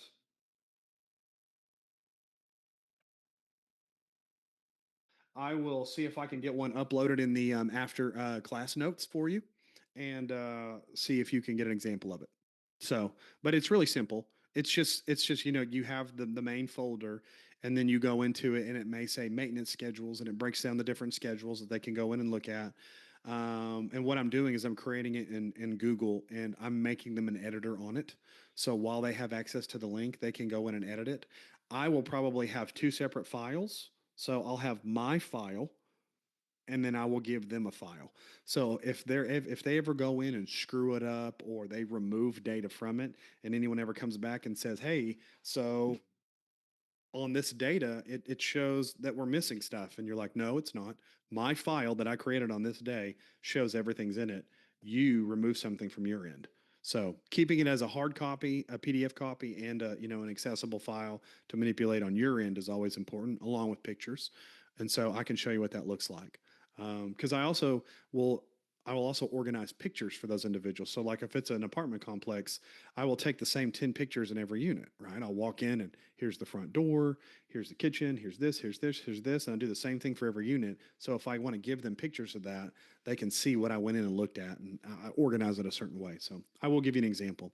Jeff, you said, what are your thoughts on the value versus cost of having a surety bond pertaining to bringing reassurance to insurance and financial clients? You know what? You can do something like a surety bond or saying you're bonded or whatever that looks like. Um, I think, I really haven't been asked that and I really haven't gotten into that. You can do it. I mean, I've never really had a principal reach out and ask for one, to be honest. If you want to go ahead and do it, if these are clients that you think you're really going to go after, then it's something that you certainly want to work on. But yeah, to Michael's chagrin, no, I really haven't really gotten into bonding. I haven't really been asked to do any sort of bonding because I mean, how bonding really works, Michael, I'll give it to you real quick. Um, I believe how it works is, and I'm probably speaking out of knowledge, is there's a principal who purchases a surety bond from the surety, and that's acting as kind of a guarantee to anyone obliged. But when it comes to commercial stuff, it really hasn't come up for me. Michael, I'll go ahead and let you have a quick stab at it if you would like to. Go for it, brother. You're on.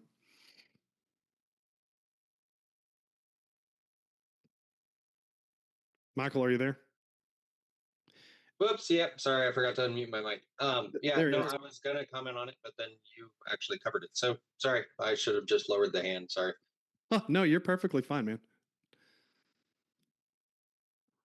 It is in depth, yes. To answer their questions, yeah, it's expensive. It's hard to do. It's not easy to do. Jeff, if it's something that you want to get into, I certainly recommend doing it. But that's also going to be very specific work. And Jeff and I have had a coaching call before, and I've told this to other individuals. If you're going to get into a specific lane of inspections, then really understanding how that lane operates is going to be to your benefit. So if you really get in with insurance and some of these groups and you're doing large scale contract projects and things with them, then understanding bonding and insurance needs is going to be to your benefit. For this class, it's going to be more than we could probably dive into. And to be honest, it's one of those things that I know a little about, but I don't know enough to really bring it up in better conversation. I don't even think I know enough to be dangerous, right? I think I know just enough to shake my head during conversation and say, I know what you're talking about, but I haven't gotten to the process yet. Okay, so if I am diving into, um, yeah, there you go, Jeff. You need to be the expert on it and bring it to us next time for sure.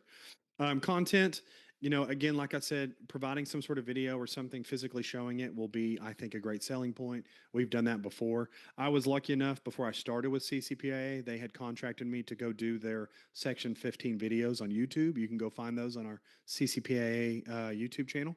But I was able to send things to that and say, hey, this is what we're doing on these accessibility inspections. This is what this looks like. And they found a lot of value in it. I think that helped me a lot with State Farm and farmers and some of the groups that reached out to me. Okay. Some of the channels that you're going to be able to work through, you're going to have risk association or risk management associations that are out there. Again, back to LinkedIn. You'll see I like LinkedIn a lot. Even though I don't use it as often as I should, I do like it. LinkedIn, they're going to be specific LinkedIn groups. So just as you're doing general searches, like you already know, LinkedIn is going to have groups. I'm going to say Facebook, but those groups are going to be proprietary to certain topics and certain individuals. So not everybody gets to get into that group. And a lot of these groups are just like online networking groups that discuss insurance. I have been in one for State Farm for about a year now. I don't engage in it much because they're just dropping basic knowledge, which is good to know. But for example, something coming on the horizon right now is 410A refrigerant is not going to be around, and they're changing it over to a completely different refrigerant type. And that's going to have some sort of insurance risk mitigation that'll come along with it, right? Some buildings may have to change how they operate based on safety and life safety. How those systems, the robust size of those systems, are going to have to be replaced and things of that nature. So, those are things to pay attention to. And I knew that was going to be changing, but through that LinkedIn group, did I find that they were talking about it a lot and saying, these are upcoming things. This is what clients should be prepared for. That helps you as the inspector as well. Um, Cold drop-ins again. Insurance people, they're going to be sitting at their office, right? They are very busy, so it may not be easy to just hop in and bother them. But again, it's the same situation with the banks. If you want to shoot them an email and say, hey, I've got information, I'm going to stop by and drop it off to you, most of them will be receptive. Here's the deal: if they are an entity that often does networking and sales themselves, not selling themselves, but they're also doing sales and participating in it. I guess it's the same thing. I'm going to have more coffee, right? If they're already doing sales, most of them are not going to be upset that you're doing sales to them and alongside them, right? They're going to appreciate it. And if you do it really well and you do it in a way that is not going to bother them, but it's, value added, um, then what's going to happen is they're going to find you and they're going to see you as a referral source and a partner, and they're really going to want to pair business with you. I've had people before see me at networking events or come to their office and drop something off. Um, so for example, at the apartment association, there is one State Farm agent. I think it's State Farm. Anyway, the agency doesn't matter. He's always at those events, and I started building relationships with him. And he hosted an event for commercial lenders and brokers, and he invited me to come to the event as the only other third party kind of person there. And it was just I think it was at like a brewery or something on a night.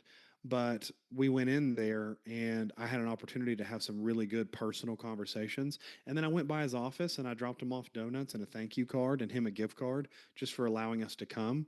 And now we've always been in conversation with each other. And if I have a question, I can immediately call him or vice versa.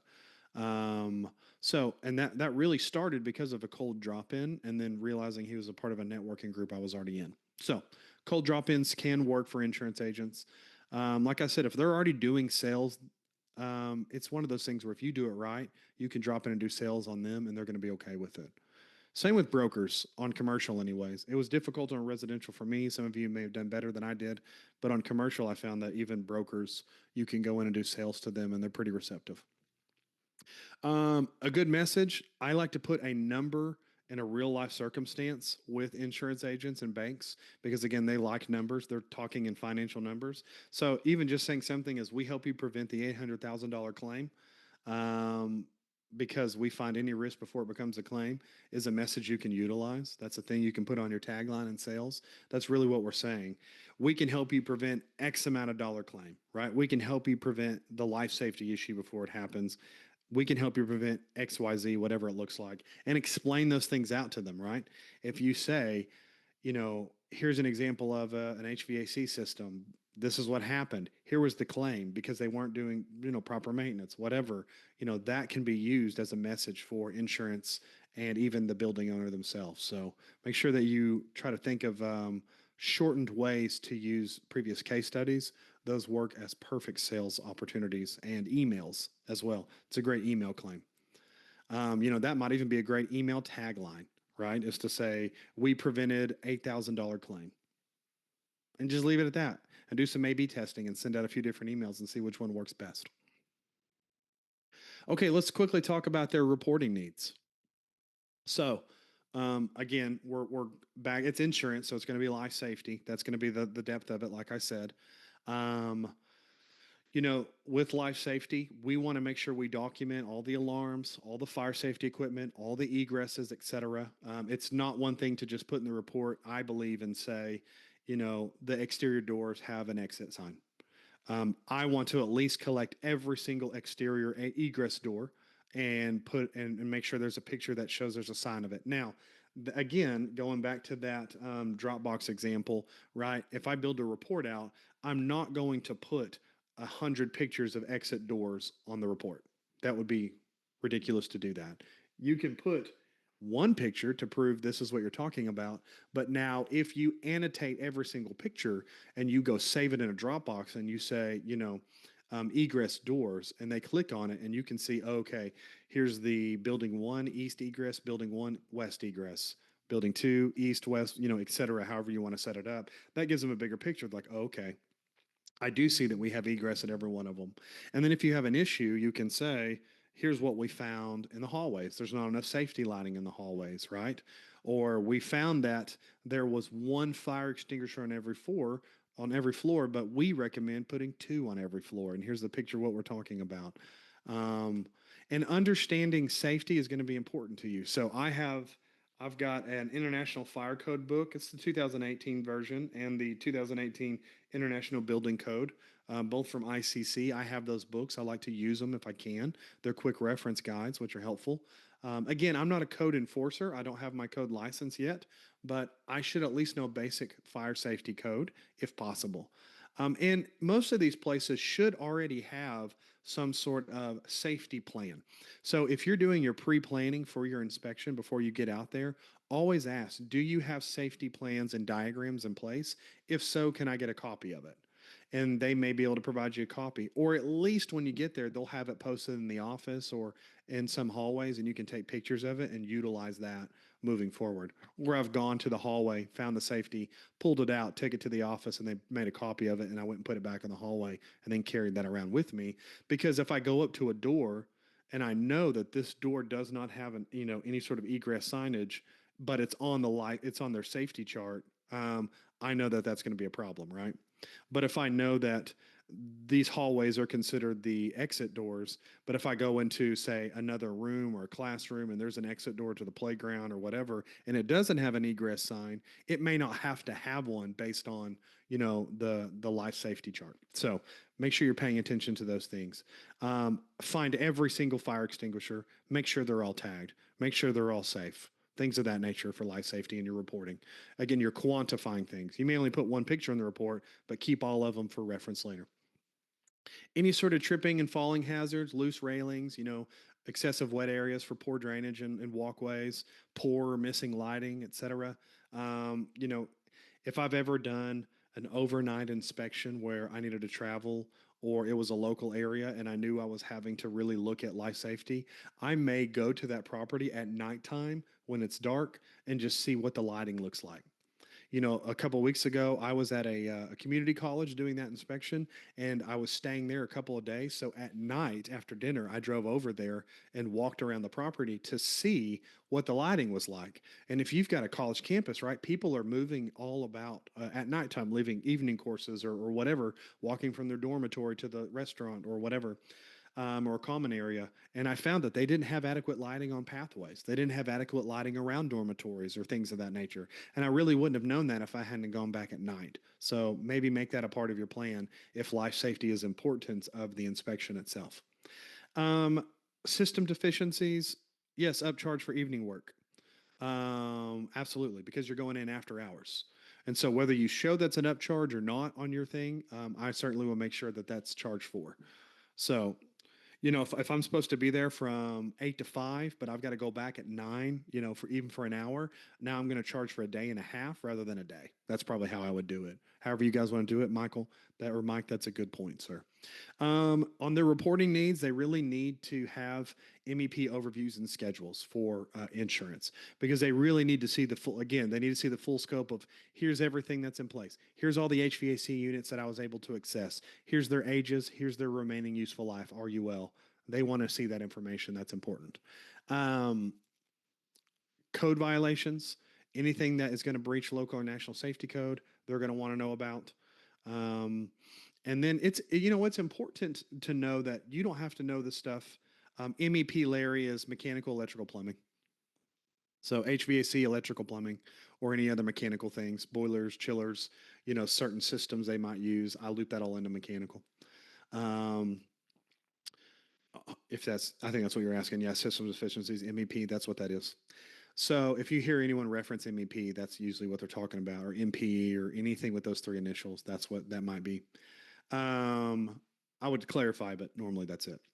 So I have taken upon myself to hire third party code inspectors to come out and do inspections on properties for me. So I've done large scale public use spaces like something that might have a big playground and maybe a big library and a big, office space and a big courtyard and all that.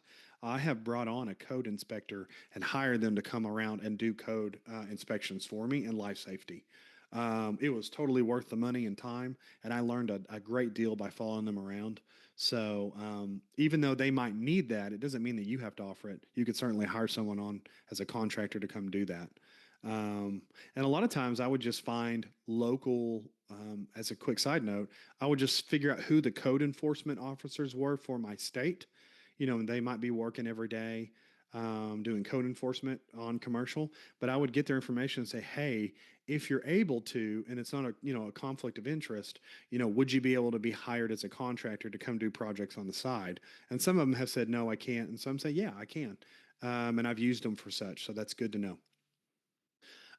Or large construction companies have code enforcement officers on their team. And I have hired that construction company as a third party and brought them out to look at code violations. Because the good thing about that is if you bring out a construction company who does code evaluation or life safety evaluation, they are also project estimators, right? So I can see, oh, this is going to be a code violation at this, vegetable or coming into the building here.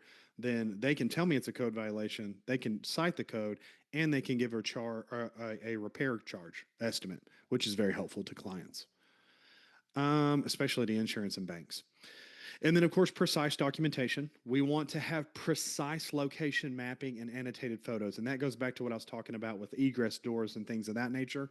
If you find an issue, it's no longer where you're just going to say, poor drainage is occurring or, moisture intrusion is happening, have further evaluation. You're going to want to be specific and say moisture intrusion is happening in building number 2 on the south end corner, whatever that looks like.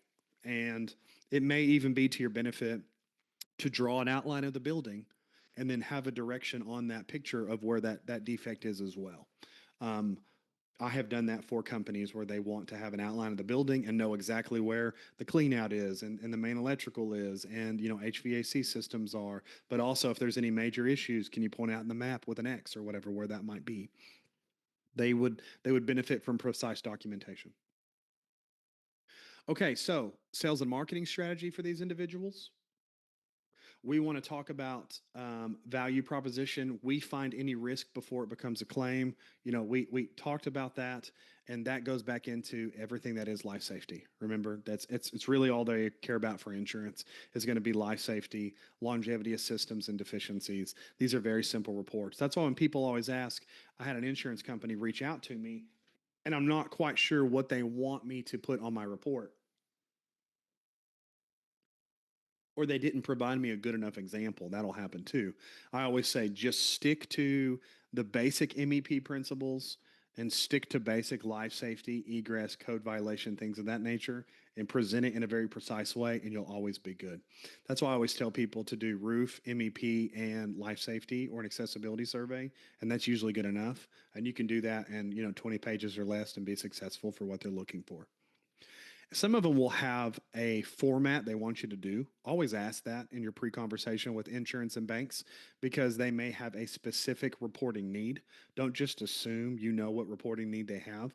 And don't just assume they know that you know, right? I've done it before where I've worked for a bank and I did my normal reporting and they said, "This is not what we needed. We told you we needed this type of inspection." And I said, "Well, I followed that inspection protocol and standard, but this is how I do my reporting." And there was confusion on that because I didn't ask the proper questions and confirm. So when you're speaking to these individuals beforehand, make sure you understand what the report format's supposed to look like. I got into issues with banks in the past. I don't do them anymore, but draw inspections when someone's doing new construction or they're doing major remodeling and they're getting draw loans. The bank wants a draw inspection in a certain report. I would always say, I need you to give me now, if they ever come up, a report template of how you want this presented. Because that gives me two things. It tells me how I need to deliver it, but also it makes sure I'm not collecting more data than I would supposed to be doing. Because when I would do draw inspections for banks or I would do an insurance mitigation inspection, I would often collect too much information and spend too much time and not make the money because I was unsure what I needed to collect because I didn't ask the right questions.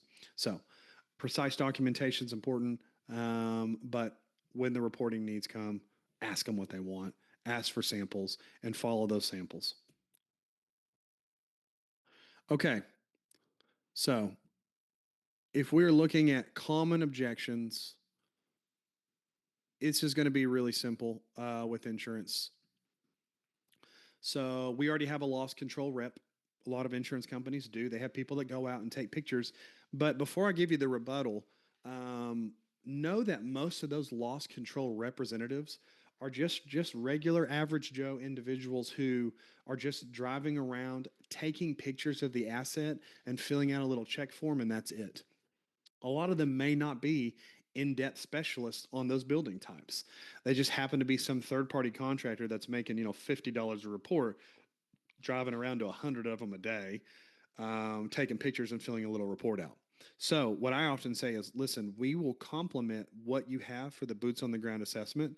And we will be able to provide a much further assessment, documentation, and a dashboard, especially useful when scaling or underwriting unfamiliar asset classes. So, what may happen is this individual might have done a lot of insurance on strip malls, but they don't know anything about apartment complexes or big office spaces. So you have an opportunity here to come alongside them and say, allow me to do this inspection for you so that at least you can hold accountable your boots on the ground.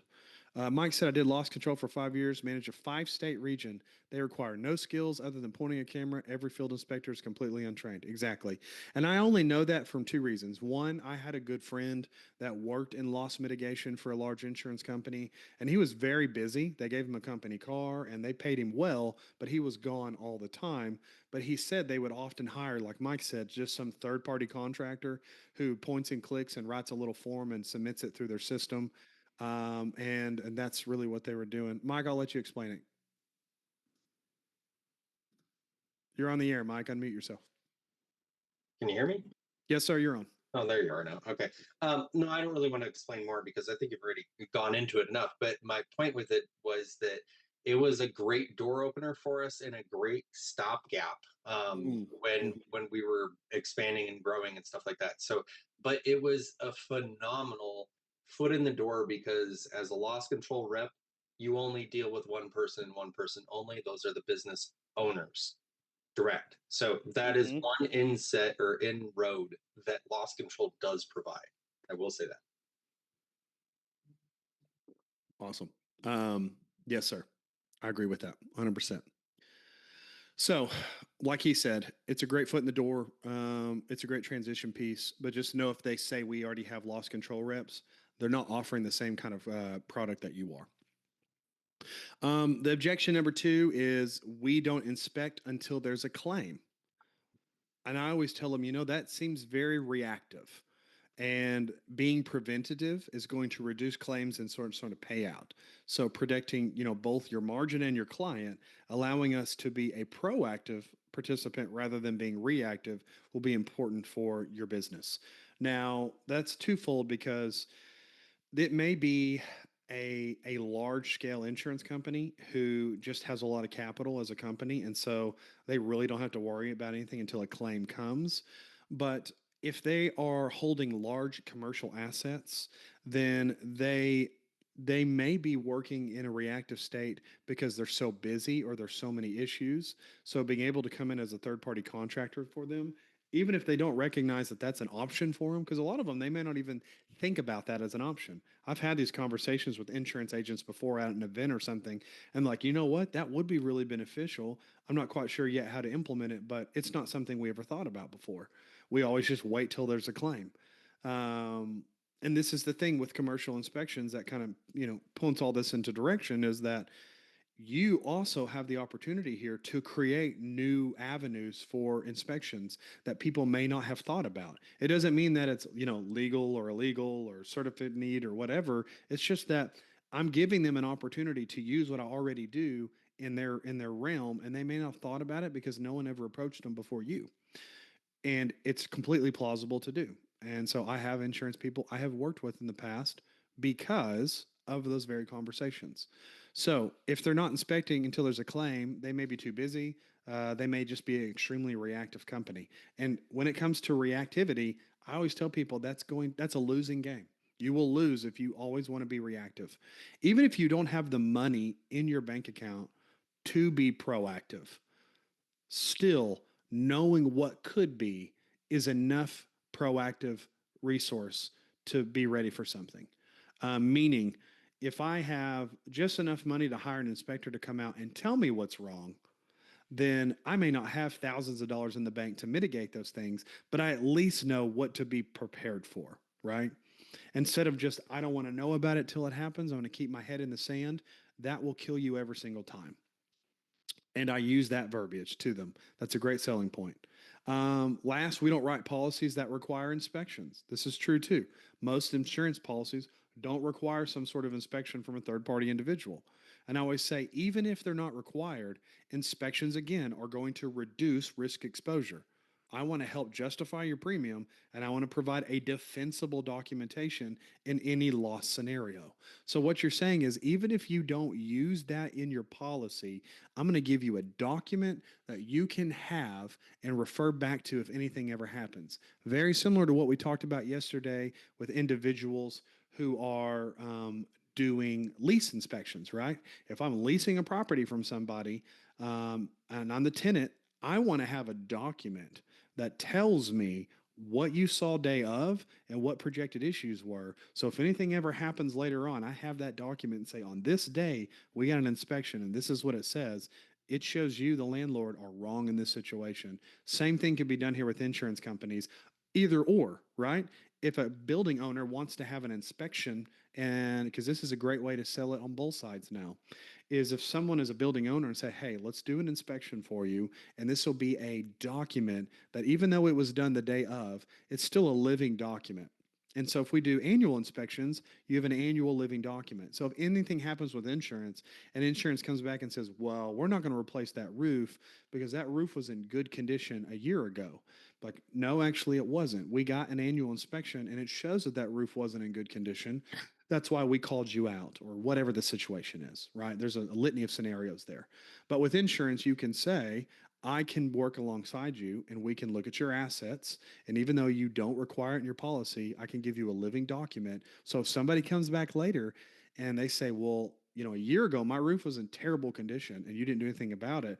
No, actually, we have a document here that shows a year ago your roof was in great condition, given to us by an inspector, and this is the document we have. We'll share it with you, whatever. It can go both ways, but those are powerful tools. Let people know that your report holds gravitas.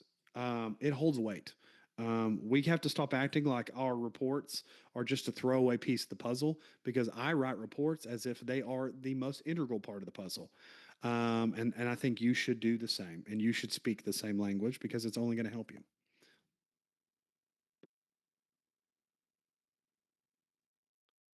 Okay, so where to find some of these individuals? We have NACI, which is a National Association of Insurance Commissioners. So if you ever look online or if anyone ever asks you to put in your insurance company's information, they will also ask for a NACI number. So if they have a NACI number, they are a National Association of Insurance Commissioner company. So, like for example, I can go online and renew my auto insurance. And if I renew my auto insurance, it asks for the NACI number of my insurance company. Mine has it because it's a part of this national association. It's kind of like being FDIC approved for a bank. So you can get on NACI's websites and other proprietary information and search and target regional commercial insurers. So I would recommend doing that. You can look and break them down because sometimes if you just look for State Farm agents in Tulsa on Google, the ones who have the best SEO are going to show up, and you're not going to get a great list of everybody. But if you go to like a NACI registered list and you have access to it, then you can get a large array of different individuals in the areas you want to work in.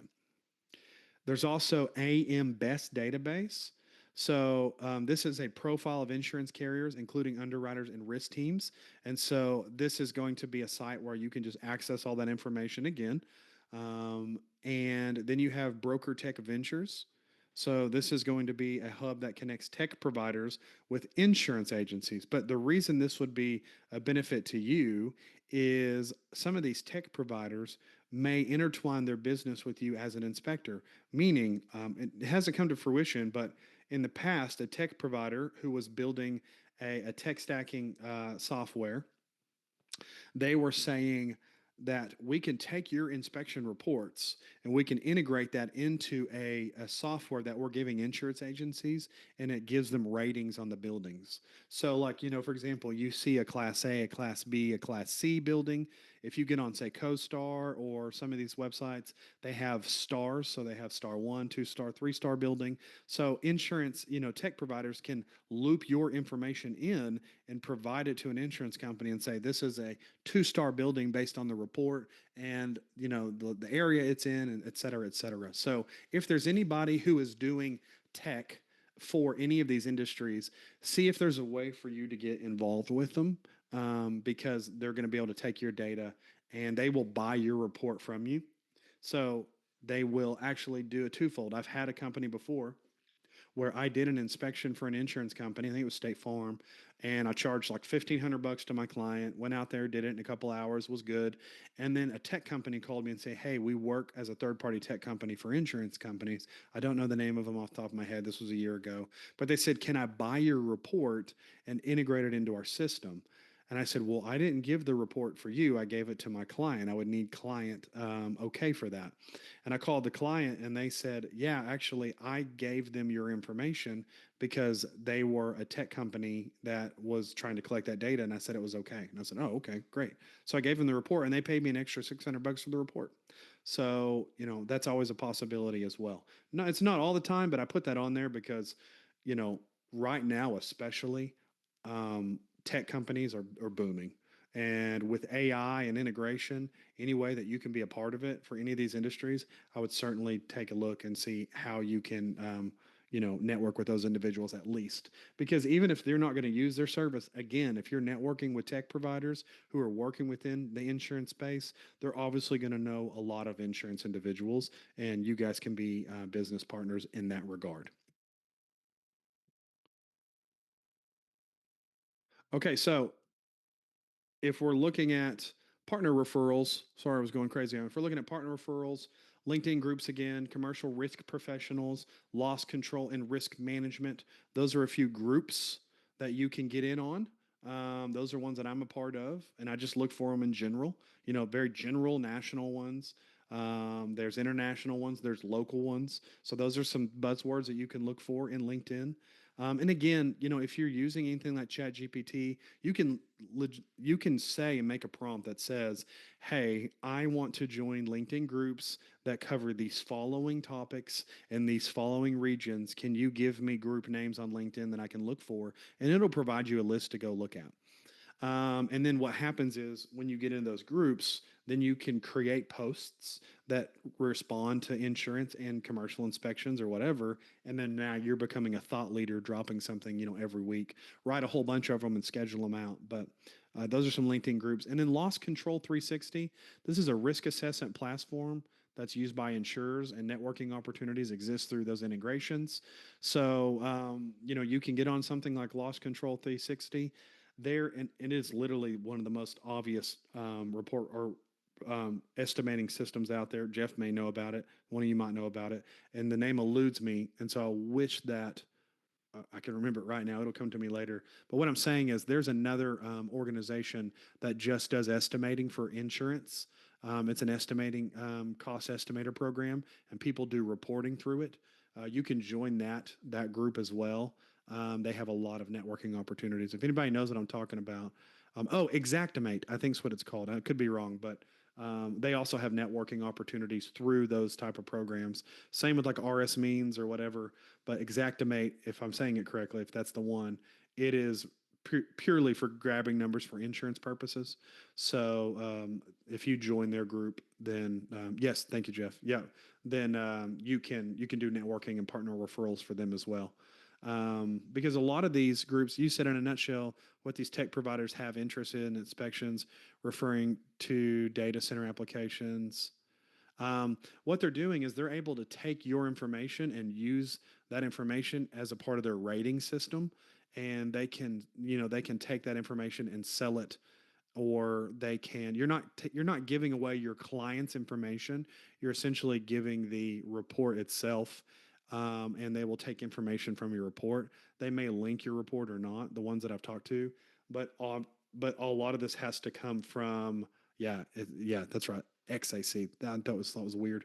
But you have to get permission from your clients before you do anything. And I sign an agreement that that is their report. So if anyone has ever called me asking for a third party, asking for a report, I always say you need to talk to my client and see if that's something that you are interested in. If you have a letter or some sort of intent statement, I can send it to them and see if they agree to it, and then release that. But I'm not giving you anything without it, because I've had third party companies over the years call me and they want my report and they're trying to do something with it, and I'm like, no, I'm not going to give you my reports, because that doesn't belong to you; it belongs to them. So just make sure you're protecting your client's data. But yes, there are some tech providers in the industry that might be able to utilize what you're doing. So if anyone ever reaches out to you in the future, just know that it is a cool possibility for networking, but just get your client's approval first. Okay. Do we have any questions or any comments in this section right now before we hop off for a quick break?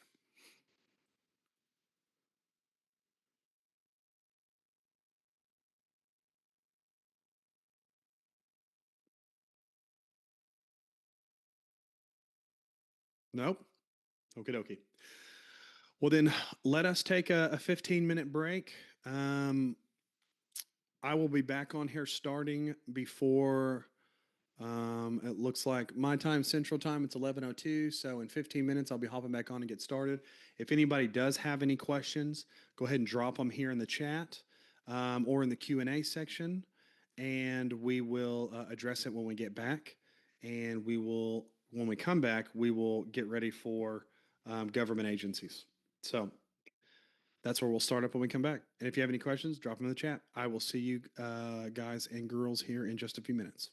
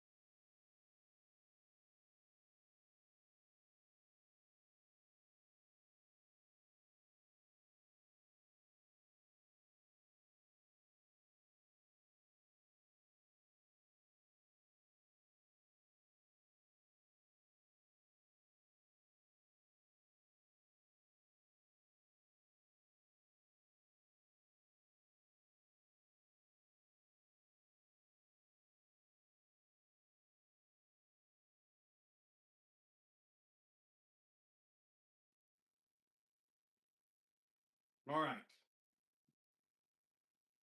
I am back on. Is everybody here with me right now?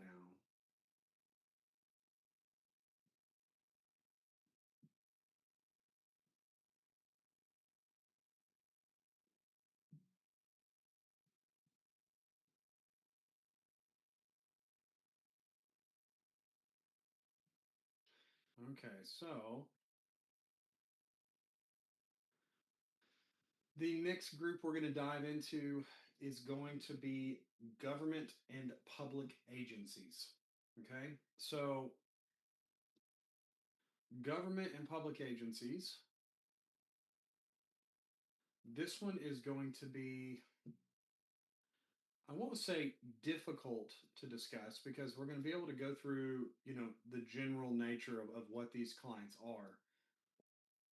But to actually provide these inspections, and some of you on here are already doing them. I know Michael's doing them.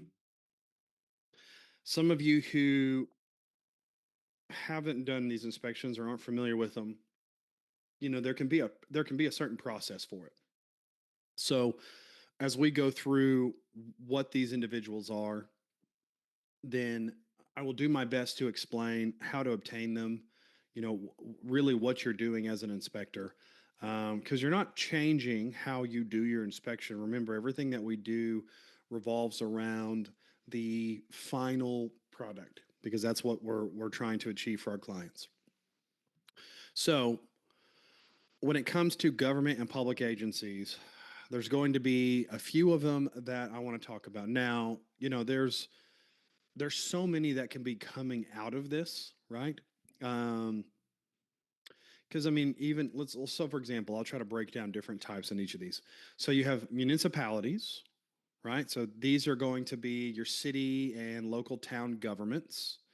So for example, here in Tulsa, we have Tulsa City, and Tulsa City is over all of Tulsa proper as far as buildings and um, real estate goes for commerce. Um, and these are going to be more local, smaller entities. Okay. These are going to be ones that may or may not utilize your services. It just depends. So, for example, within, say, Tulsa County, they require all inspections to be done within the Tulsa County Department. Very little will they actually look for outside help on projects unless they're just slammed. But they usually will just hire extra to do that. So I haven't had the opportunity to really do much with Tulsa County. But if you go, one town over to a little town here called Glenpool, Glenpool will gladly hire I believe, because I've worked for them, will gladly hire third party inspection firms to do inspections for them. Now, some of these could be like a certificate in occupancy type inspection that you may or may not be comfortable doing, or a code inspection that you may or may not be comfortable doing. But they also might bring you in as an inspector to evaluate a property before they personally purchase it. So sometimes I have come in to a municipality and they have asked me to do a precursory inspection on a property to determine if they want to keep it and redo it for the city or just demolish it and open that lot back up. Like, it was an old church, and it was a very, very large church, and it had been vacant for like 6 years. And they just wanted to know, is this an asset we want to try and keep, or do we want to just demolish it? So they utilized our services for that. And that was beyond what their, local city inspectors can do. They were already busy, but, they're not really looking at it from the same standpoint that we are. And we're really doing a different type of inspection than a local city inspector is, because they're doing very specific inspections, or heaven forbid, some of those individuals are overworked in city inspections, and their docket is so full for the day that it's just rinse repeat on the same thing over and over again. We really have more of a variety than they do, but obviously we're doing two different things for two different purposes. Schools. Obviously these are going to be individuals that manage public schools in a certain area. So that could be your local government, right? So you may have public schools through the city and the town that you're living in. Doesn't really fall into the municipality as much as it's just, a state school. And so they're going to get their own public funding. They're going to get different grants and bonds issued through the state, and we'll talk about those here in a moment. But you also have, state colleges, you have state K through 12s, and then you have private schools that may or may not act like a government entity, like a state school, but they operate similar. I mean, to be honest, they really do. They may not be able to get the same funding that a public school gets. That's why private schools cost so much money to go there, because they're getting all their funding from the participants. But they can utilize you for very similar purposes. It's just they're spending their money differently. And then you have things like housing authorities, right? So you think of, assisted living facilities or Section 8 or things of that nature. Those are government groups that provide affordable housing to people in need, certain apartment complexes, large communities, HOAs. They may fall into housing authority. Again, some housing authorities will have their own internal inspection groups, but they may bring you in as a third party to do large scale inspections for them, especially if they're not equipped to do it in some municipalities. You'll find that if you are in an area that has maybe a large city and then a small amount, a lot, well, and there are a lot of small cities around it, a lot of those small cities around it may have a need in all these departments, whereas your big city probably has it covered. That is, for me, example. But, I'm in Tulsa, but I do Oklahoma, Arkansas, Kansas, and Missouri. So a lot of these small little municipalities or housing authority groups or whatever might call and ask for my help, especially schools up in Kansas, especially. I've done a lot with schools up there. And then you have state and federal agencies. Okay, so these are going to be your larger government departments that own or manage buildings for public services like health offices, courthouses, government labs, things of that nature. All of these individuals are going to be accessed in different ways. So, to be on a register, and we'll talk about that for like state and federal agencies, is going to look vastly different process than it would be for, say, a municipality. So let's break into these individuals and see if we can learn something about them.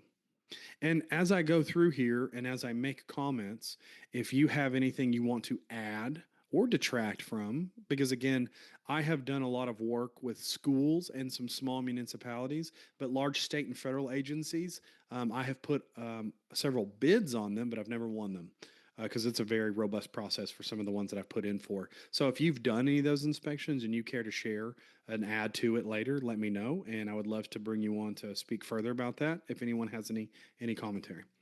So let's look at their key deeds. A lot of them are going to be really in tune to life safety and accessibility. All these buildings will have to meet some sort of ADA requirement. So very, very few of these buildings will be old buildings that are outdated, that are being used from a government standpoint, that don't have all the ADA requirements, or at least trying to achieve them. Okay, because it's one thing to not be able to, rebuild an entire building because of its age, like a courthouse or something, but they still have to have accessible parking. They still have to have accessible ways to get to the property. They still have to be maneuverable. There still has to be bathrooms, elevators, things of that nature.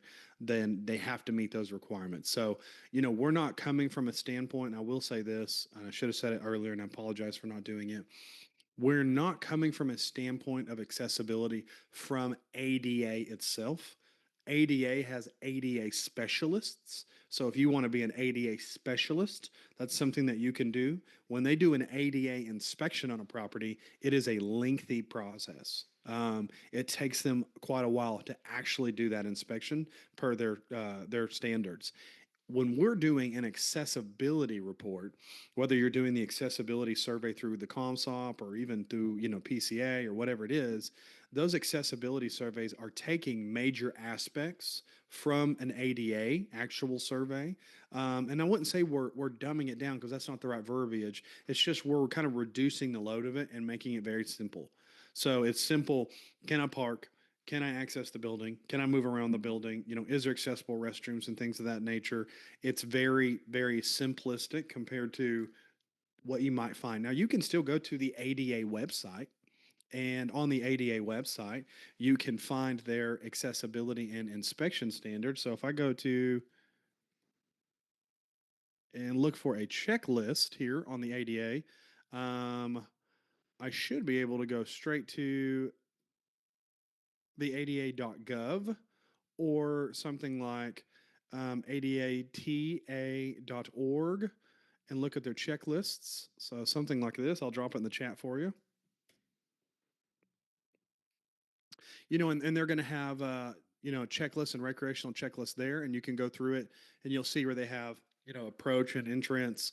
They've got access to service and goods, toilet rooms, parking lots, different types of facilities, play areas, things of that nature. So some of those are great resources, even if you're not coming from the standpoint of being an ADA specialist. A lot of that is the same.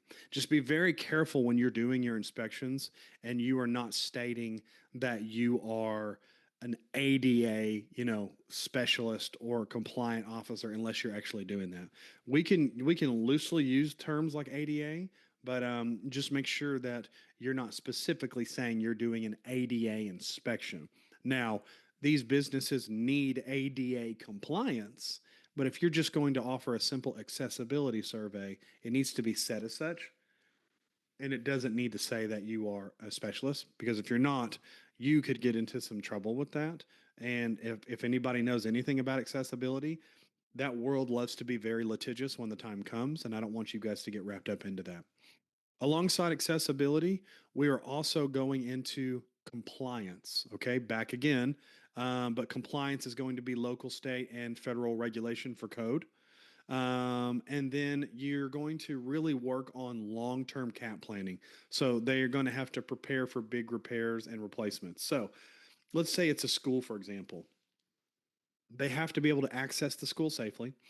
The school has to be built to a certain code spec to make sure that it can be operable in a way that it's going to meet all state and federal regulations and local, state, and federal regulations. And then also, they need to understand long term planning. So, schools and government officials are great places for you to create some sort of cost projection report for them, because they have to understand how to take care of things long term, because they get grants and they get public funding, unless they're private. And we'll talk about private later. But if they're public, they're only going to get so much money.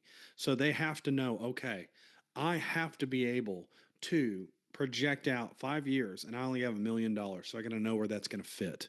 And that's where you're going to be most helpful to some of them, especially with small agencies like, local government or schools, especially those, because they're not getting a lot of money. That's like when you go to, like, the tag office, or you go to a local school or something, and it just looks like they're not keeping up maintenance. It's not necessarily because they can't. It's just it's not because they don't want to. It's because they may not have the funding for it, and other things have to come before that. Has anyone here worked in local government, and have they gone through anything as far as inspections or life safety or compliance things? Anybody want to add to that? If not, that's fine, but I thought it's worth asking. Oh, done. Go ahead, Mike. You can go. Um, just some recent stuff that we've done. In the last like 6 months, I think we did a bunch of water testing for the government, for the Oh, FBI, yeah. for the state, all sorts of crap. Um, and building inspections, we get a lot of asbestos inspection requests for acquisition and stuff by state or government agencies as well. But Mm-hmm. I do asbestos work, so it's a little bit different for me. But yeah, we've had quite a bit of success with the government, honestly. Gotcha. Awesome. So, yes, there's your sample, especially going into life safety, and those older properties like he's talking about, that are going to have um, old building needs. That's going to be important, and it might be a place for you to be able to fit in as an inspector. Oh, Mike's back again. Mike, go for it. Sorry, one thing I wanted to say before, Yeah. the biggest difference I will say between state and government agency work, like you've alluded to, the biggest difference for us, or that we've seen, is that proposals, Mm-hmm. propositions are nothing like what we put out on a normal basis. I mean, what we normally put out for people, for any commercial transaction, let's say, it's got all of our stuff in there and what we do and why we're great and blah, blah, blah. When you're dealing with state and government, none of that stuff's in there. I mean, you might have 1 or 2 page CV in there, but you're really, you really have to be extremely focused on their RFQ or RFP, Hmm. because it'll tell you exactly what you have to do. The most recent one I submitted, I mean, if you didn't have the exact page count in the exact order with the exact items in it, even if they were Right. blank, it wouldn't even be considered. So, I mean, and most people would just spit out a regular proposal and send it out. It's really not that simple with the government or state. You really have to just look at what they're asking for and give them exactly what they're asking for. That's it. Right. Thank you for adding that because I'm going to discuss on the sales strategies in a moment. We're going to talk about RFPs and different things of that nature because it is just a completely different process. So, Yeah, RFPs and RFQs. There's yep. a big difference between the two. RFQs are a normal, regular occurrence. We send off RFQs quite regularly. Hmm. The RFPs are completely different. So yeah, it'd be great to cover that later. Hmm. Perfect. Thank you, sir. Okay. So, regarding the key needs, and what I have found too with local governments is local governments may want specific inspection needs. Kind of Mike alluded to with just asbestos or water testing or something of that nature. As you grow your palette of inspection processes, you might be really good at life safety and accessibility. That may be something you're good at, and you can go into bid processes just for those situations. I have with, yeah, absolutely. Sam, not with big, or same with big school districts in your area, very specific to their needs and costs. Yes, absolutely. You have to understand that they have a very specific need. And whenever you're having your conversations with them, you have to be very understanding of their budget. This may be one of the things where you have to kind of remove yourself and what you want and decide what you can actually give them. Because, like I said yesterday, if I have a $2,000 proposal and they really want $1,000 to be their spending limit, I'm not going to reduce my fee just because they ask. I'm now going to give them a different offering to meet the 1,000. That's how I'm going to do it because I don't want to reduce my value. And anytime you just lower your fee because someone wants you to, then you're not really valuable, are you? You belong to the people. You're not your own self. But with a government agency, before I ever put a proposal together, I always ask if it's not directly listed because some of these larger governmental, federal agencies, they'll straight up tell you when you go to their, like sam.gov, like we'll talk about here in a little bit, when you go to their sites and you look at the job description, it'll tell you there's $1 million threshold, or we're going to pay $200,000 for it, and this is the process. So okay, I've got to be able to fit what I need to do in $200,000 or whatever that's going to look like. So when it comes to small agencies, you may have to ask and just get away from the dance of it because small agencies are not going to be within your time frame of response. They are going to have to take your information and they're going to have to turn around. It's going to have to go through boards and committees and licensures, and it may take months before you get anything back. I have worked with small schools and it's like, oh, goodness gracious. I put a proposal in and I didn't get anything back for 4 months. And now they're ready to go. And I completely forgot about them. Yes, I will talk about it in a second, Mike. That's a good point. And it's one of those things that you have to ask them, how much is your budget for this inspection? So if they say we have $1,000 budget for this inspection, then you have to go, okay, let's talk about your needs and let's see how I can fit those into this budget. Mike mentioned, net 30 or net 60 terms. Yes, if you're going to work with government, if you're going to work with municipalities or large scale schools or anything like that, that have big budgets that always are looking down the line at how they're spending money, you're not going to necessarily get an immediate paycheck. Like when I do work for, there's a construction company up in a different state. When I do work for them, they just do stuff for large schools. Um, they're always going to pay me a half up front, and then I'm not going to get the other half for like 60 to 90 days because they're waiting for the school to pay them for the rest of the process. I just know that to be, something to be expected. I charge a lot for those jobs. So, I mean, I'm not, it's no small amount, but if you're working with government agencies, it's not going to be a quick turnaround on finances. So just be familiar and ready for that. Um, I know groups like ISN connect to Guardian. And if you used ISN and you take payments through ISN, I know Guardian can turn around and give you your payment same day, and they'll collect the actual payment later on the net terms. But there's a hefty little, chunk taken out of it depending on the size. So just be leery of that. But I mean, if you're making 30 grand on a project and they're not going to give it to you for 90 days, and maybe you're using Guardian through ISN and you say, well, if it's 20 grand, but I'm only going to make, 18, or I mean, sorry, it was 30 for the example. If I'm making 30, but I'm only going to make 28, but I get the money today compared to maybe in 90 days having to fight for it, you may want to do that. Right. That may be something you want to do. So there are resources to get your money immediately, but just know they're going to have longer net terms, especially. That was a good point, Mike. Okay. But let's talk about sales and marketing to these individuals, because sales and marketing is going to be very strategic and very different with government agencies than it's going to be for most other entities. So, if you come at it from the value proposition that you are working for their budget and the citizens of the state, that is a great conversation starter. Because if you're telling them, I am going to come alongside you as a partner, and I'm going to make sure that we are protecting budgets and we are protecting the building's long term needs, and in turn, we're protecting our citizens, you're using all the right buzzwords. Okay. Because using the right buzzwords is going to be important for communicating with any sort of government type agency. You know, I'll hop down real quick to using RFP words and government standard compliance language. Mike also referred to what they call RFQs. And RFQs is essentially just a process when, like, a company like yourself, or a company you're going to be working for, is requesting a quote from a supplier for the purchase of a specific good. So it really means they're calling for a bid or an invitation for a bid. So you're going to have other entity name, or you're going to have other acronyms like RFQ, but you might have them as like CFB or IFB. All that is they're just asking you to put a bid proposal together. That's essentially what they're doing.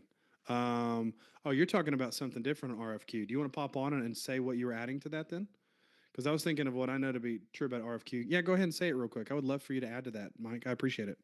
Yeah, sure. So the RFQs that I'm referring to, at least in state and federal bids, is request for qualifications versus request for proposal. So when an RFQ comes out, like the Oh, I see what state, you mean. like the state, like I'm in Wyoming, we do Wyoming, Nebraska, and Colorado, but Nebraska and Wyoming state websites on the public purchase website, uh, Yes.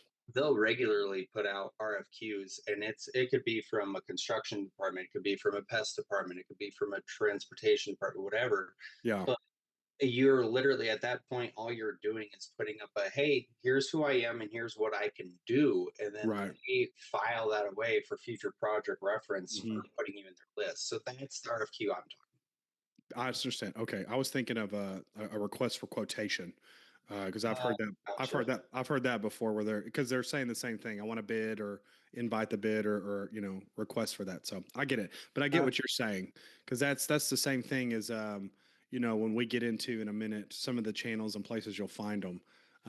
There's some of those government entities that will, like you said, allow you to just post your qualifications and who your business is on a forum.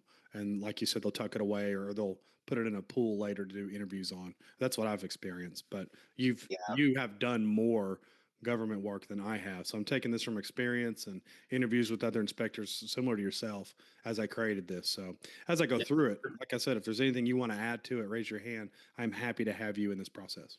No, you're good, man. You're doing great. Like I said, I just wanted to add a few things here and there that I know from personal experience. So you're doing that. You're doing excellent. Perfect. Thanks, bud. Okay. So if we are talking about, he mentioned what an RFQ was from him. I mentioned it also possibly being quotation. You had other things like call for bids or invitation for bids. Essentially, what's going to happen is different government entities or different states or different processes may call it something different. And in government, we love to use acronyms in the government. So, understanding what all of these acronyms mean is going to be important to you as you start doing your research on what type of projects you can work on. I once a long time ago had signed up for a SAM.gov account, and I was trying to do proposals with another inspector in another state. And we literally spent a day just looking at acronyms, trying to figure out, are we even in the right place here to do what we're trying to do? So understand that. That's why I said using things like, RFP words, which RFP words, let me pull it back up. So RFP words is a request for proposal. Um, yep, actual, there you go, Sam. Yep. So again, to make it simple, and to because I'm talking all around it, just understand the government standard and the compliancy language. That's the one thing to take from it is they're all going to have acronyms. Understand what those acronyms are when you're doing it. Sometimes the acronyms will be outlined, sometimes they won't, and you're just supposed to know what they're talking about. Now, I will talk about the different places you can register in a minute, but one of the biggest sales things that you're going to be able to do when it comes to government is register as a preferred vendor in their government procurement system. Okay. So, on a small scale, when I wanted to work with small municipalities or small schools, they're going to have some sort of government official page for vendors, and I just have to fill it out. I had to show that I was a good standing business member in that community, and I think it was like $150 a year or something to be on that list. When it was worth it, because again, when a government is taking bid proposals, a lot of small ones will look within to their vendor list first before they look outward for other proposals. So if you're on that list and you can prove and provide that you do an array of inspection type services. So like Mike, I'm not sure how he set his up, but we can simply say we do inspection assessments, we do life safety, we do this, we do environmental testing. And some government agencies will allow you to subcontract under yourself, some will not, because the subcontractors also have to be on their vendor list. So it may be in your best interest to obviously figure that out, to know if I'm going to put things, I'll get you in a second, Mike, if I'm going to put out a proposal or put my information on a registered preferred vendor list, make sure that they allow you to use subcontractors. And if they do, does it have to be from their list or can it be anyone through your company as a representation? Because I've had it before where I had to do environmental and I was not prepared to do environmental on such a large project. And I had two bids from other individuals in the area, and they said it has to be from our vendor system. And when I looked at their vendor system, they in fact didn't have anyone who did what we needed. So they had to make an addendum for me. Mike, I think you should be able to talk. I've got you unmuted.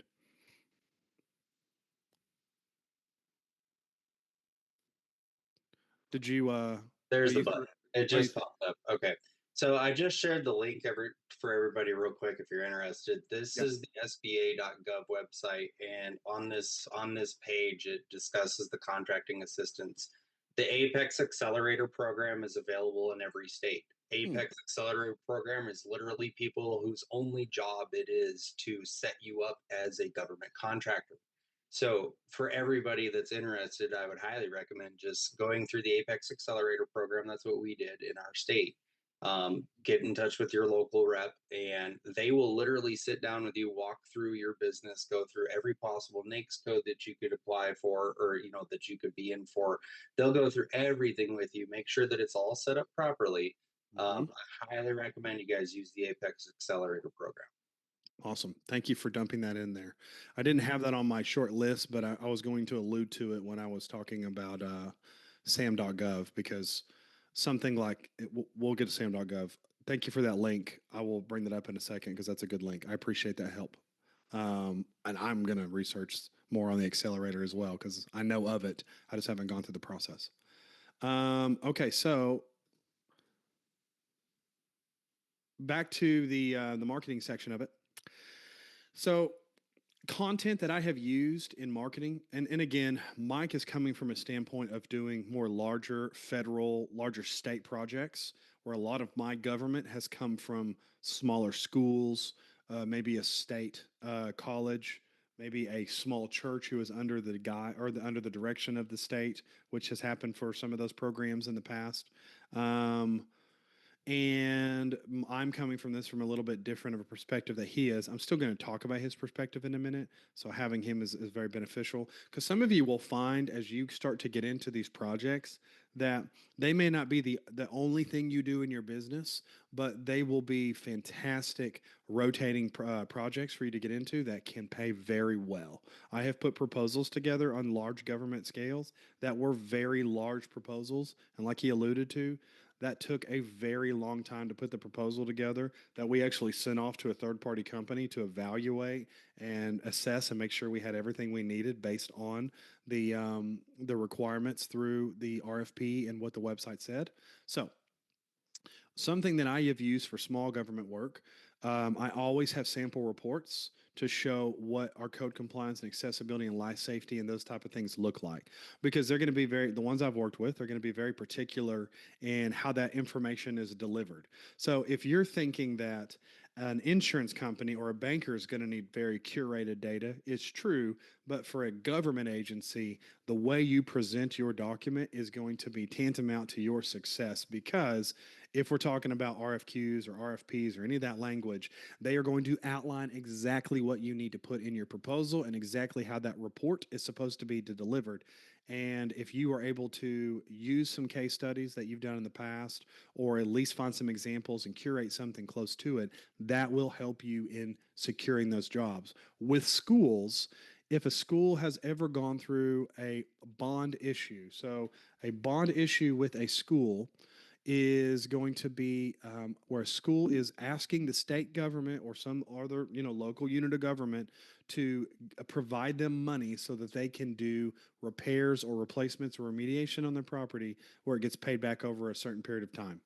It is a lengthy process. I have never been on the front of the bond issue where it's actually been put together and proposed. I've always been brought in as an inspection service to do the initial inspection assessment and then provide that back to whatever third party is doing the remediation. Said government, or the contractor who has used me as construction to do inspections has been for schools and bond issues. So it's been fun learning that process and getting through it. I would not say I'm an expert in it by any means, but I understand that.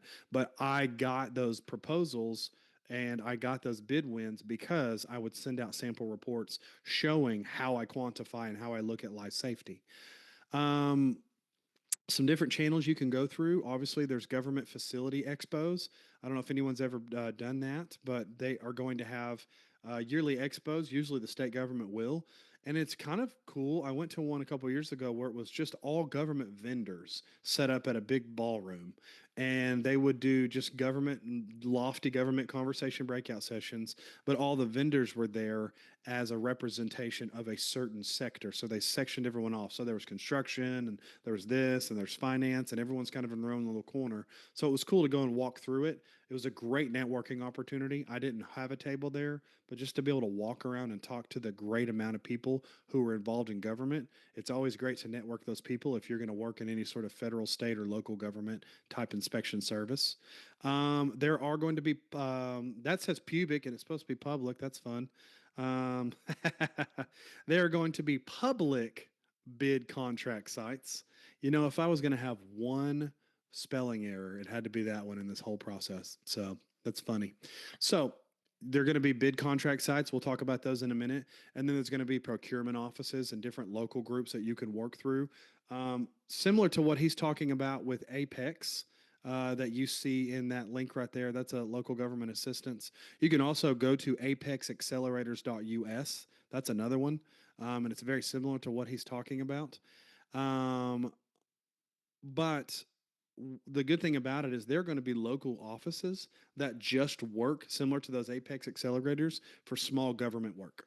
So their whole job is to help you put out proposals and bid on projects and help you become more, aware of what needs to be done because it really is a process. They've made it a very kind of stringent process to get into the foot or the door of some of these properties. So, some message that I have used in the past with some of the local and state governments I've worked on is we support your mission with compliant and transparent inspections. Um, these are the groups that I have found to be the most forward in conversation. And if you put anything in your report, it will be held as gospel based on my experience. So if you're going to say there are compliant or accessibility issues, then darn it, that actually needs to be a compliant and accessibility issue. Don't go in there and be lofty with your finding. Be very specific. That's why I said if you can utilize a subcontractor in some of these things, I have used subcontractors for state compliance, knowing that they know how to do code enforcement because they were very helpful in putting together that report to make it very straightforward and transparent for what the government needed. And it always came back to be successful.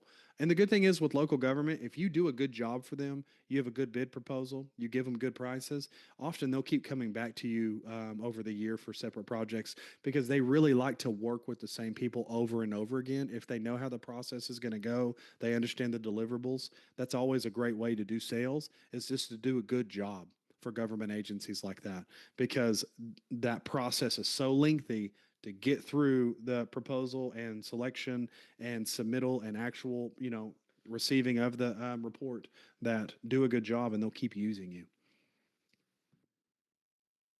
Um, this was our response to a recent RFQ for qualifications by the state of Wyoming, not RFP, request for proposal. Okay. So you guys are welcome to click on that Google link that he shared. He asked you do not share it with anyone else. So if anybody wants to dive into that here in a little bit, you certainly can. Is it okay that I have this pulled up right now to go through, or would you like me to allow them to go through it, Mike? Go ahead, buddy. No, I'm totally fine. You can roll through it or whatever. Yeah, I'm fine. That's why I just shared it so that people can see an example of one that we had to build tailored specifically, like ridiculously specifically to their requirements. It was hilarious. Mm-hmm. So, Understood. and Yes. none of this other than the watermarking and header and footer is standard for our proposals. None of what you see in this proposal is in any way standard in our normal commercial inspections proposal. No. No. Your layout is like you said. I've seen your proposals, so I mean, I know that your layout's similar, but um, and if anyone's putting a proposal together, you can see how in depth this is. Again, that is what they needed for their project, and it's going to be different for everybody else. But also, just having this much intentionality inside your proposal is going to be big. So, having this type of marketing, having the certain layout, having it be fluid in how it looks, all of this is extremely important. If I So, could if I could make one comment to that for yeah, everybody as well. All of my proposals are done through Canva because you can always just take a prior proposal, copy it, create a new copy of the design, and then you can just edit the new one and save the file name. So it's a lot easier to edit in Canva than it is in like Word and stuff I found. So yep, just a suggestion. absolutely. It's a good suggestion. We do the same thing with ours. So, yes, it is Canva, but it doesn't have an S on it. It's just Canva.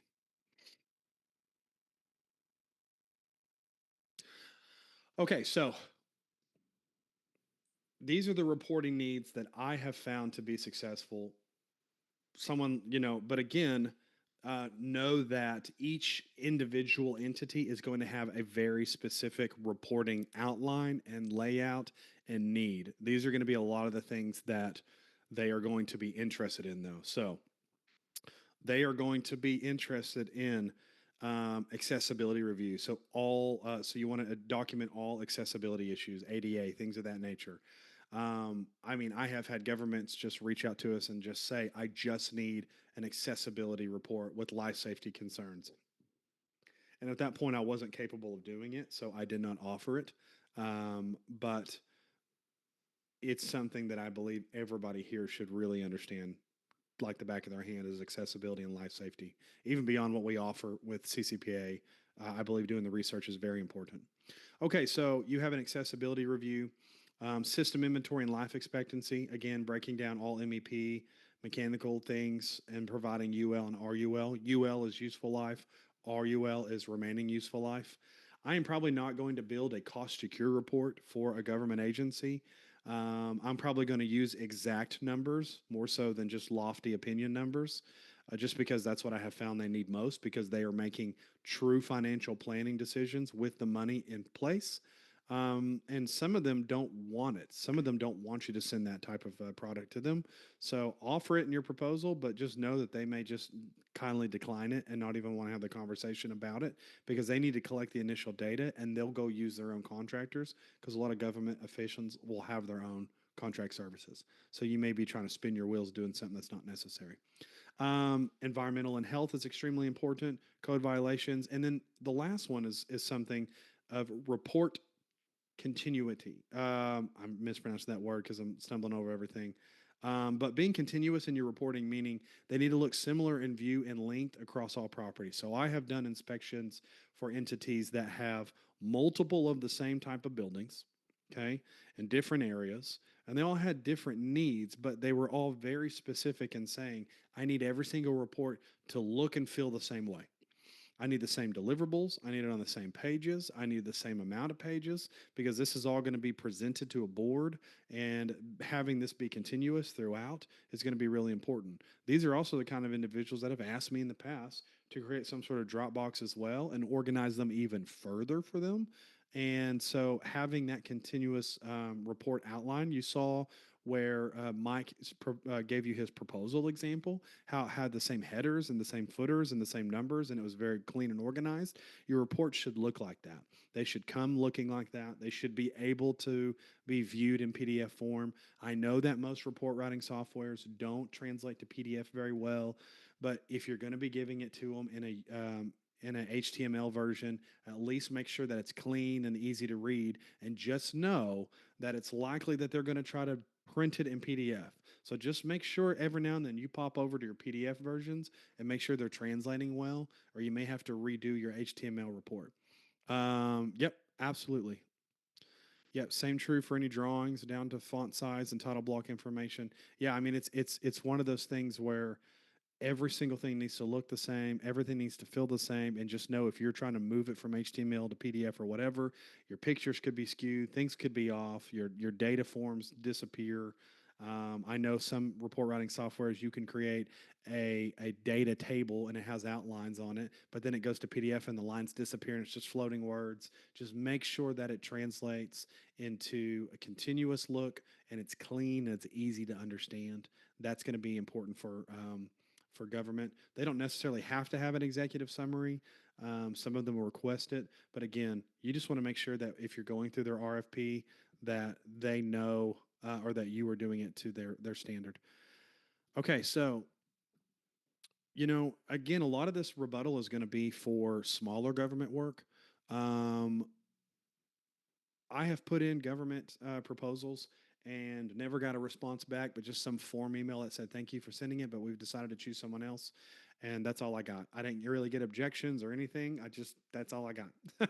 So I didn't know if it was because of price. I didn't know if it was because of my offerings or if my company wasn't good. I try to call and ask because it's very formal of them to just send a follow up letter or an email or whatever that is. Sometimes I get a letter. Government still sends out letter and saying, sorry, you weren't chosen for this project, but it never comes in a timely manner and you never get the full information. So a lot of these objections I've tried to curate from smaller local government stuff we've done. So like, for example, we have to go through a public bid process. And I always say, you know what, we're already registered as a vendor. And our RFP response align with the public procurement guidelines. So whether it be like ADA or OSHA references or whatever, different energy benchmarking policies. I always want to let them know if I reach out to them, well, if you want to do a bid process, then you've got to go through what we have outlined. And I say, we're already a registered vendor. Sometimes that's all they need is I want to say, hey, let me put together a proposal for you. And they say, well, we don't go through public bids. And I say, well, I'm already a registered vendor. And I already understand how your proposals need to be. That's always an easy rebuttal because if you're not a vendor and you're not signed up and you don't know how their RFP response is supposed to look, then it's going to be very difficult for you to try to reach out and cold do any sales to any of these, schools or anything of that nature. Because if you want to work for schools, you need to understand how the school operates, where they get funding from, and you need to understand their bid processes. Um, we're locked into an existing vendor contract.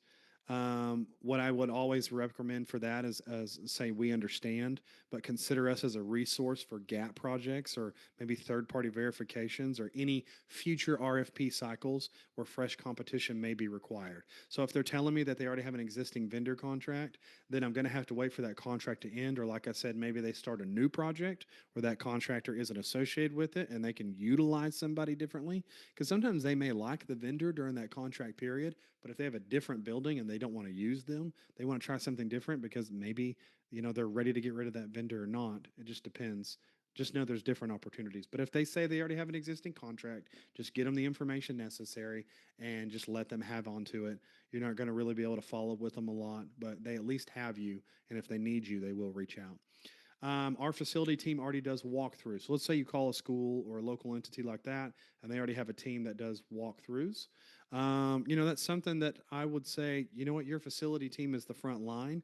But again, like we've said in the past, we're adding value with more formal condition assessments, life cycle forecasting, and documentation required for some sort of grant application or capital planning. So again, you're talking to them from the standpoint of, I understand what grant applications are. I understand what capital planning looks like. I understand where you're procuring your money for repairs and replacements. So allow me to be able to put a report together that correlates to those needs, because their facility team, again, might be a good facility team, but sometimes they need a third party help to really drive the point home.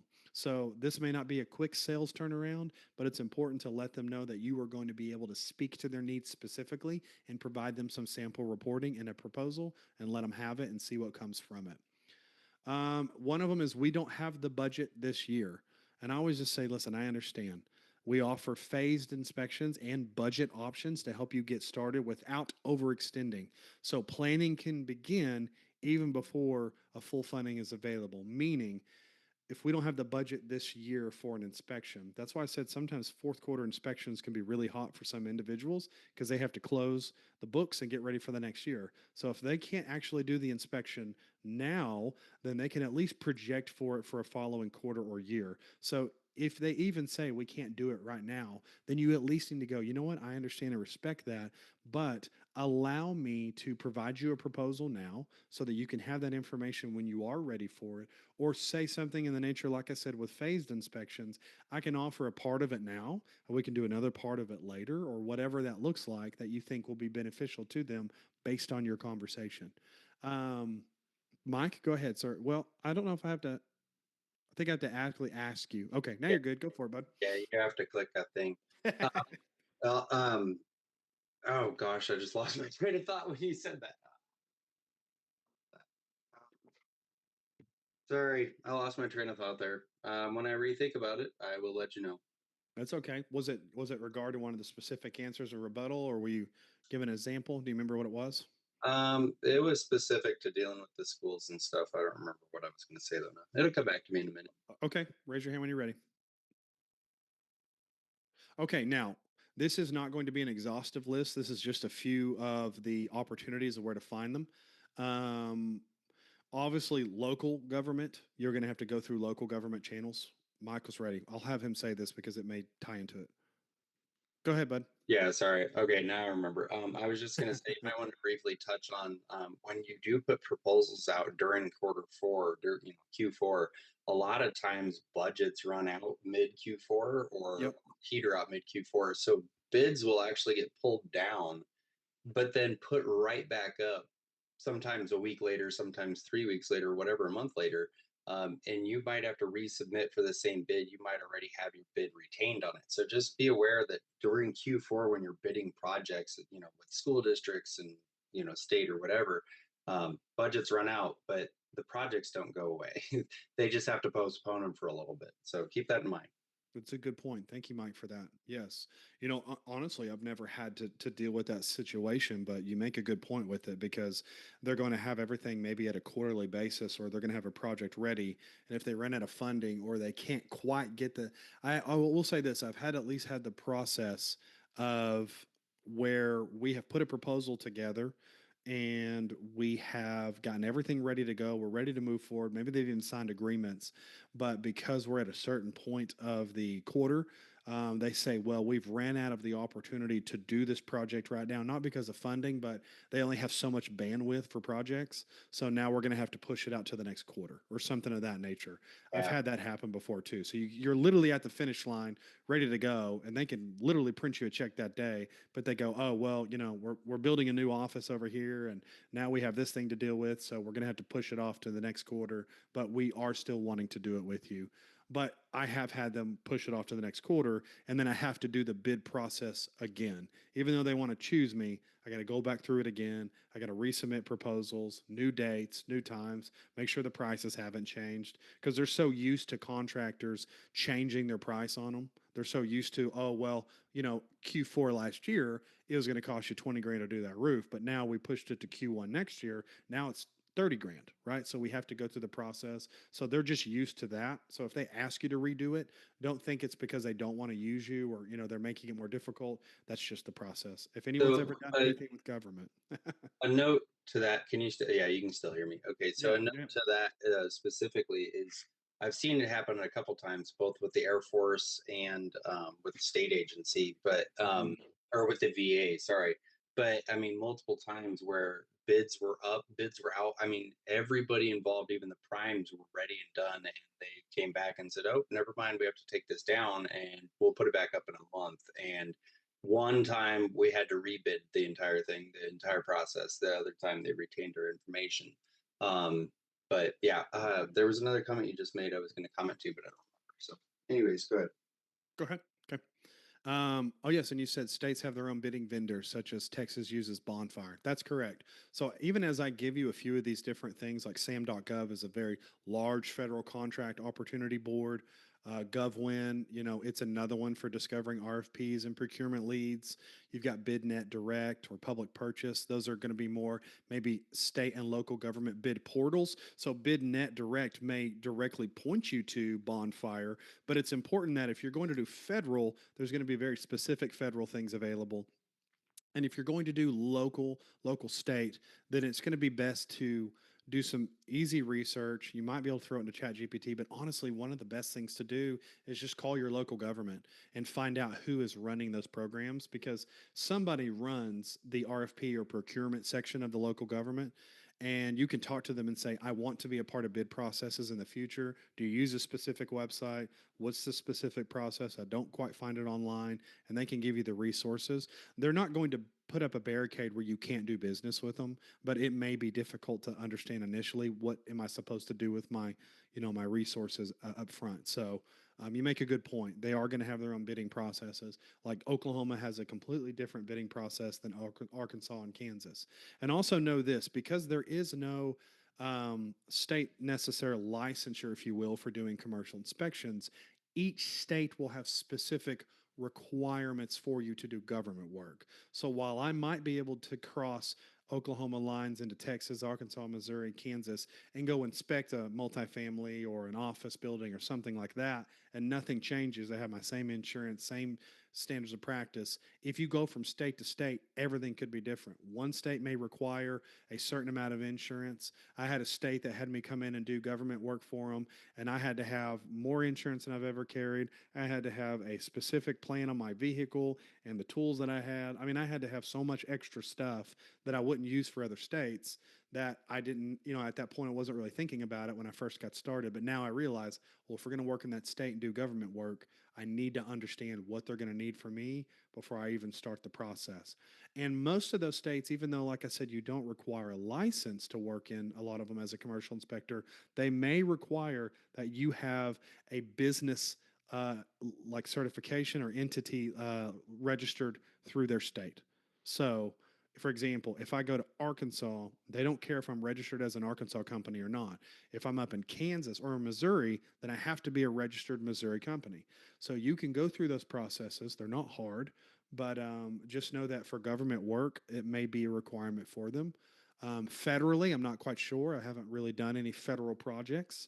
I've bid on some, but I haven't really gone through that process. But again, they're going to have their own Many agencies here in my area also use Ironwave and Oracle if you're interested in researching, as well as Bonfire. So, you know what? I have a whole section here eventually where I wanted to do the due diligence and the research and really understand government contracting because I think it's a really cool thing to get into and really just at least understand. So as time goes on, I will have far more information regarding.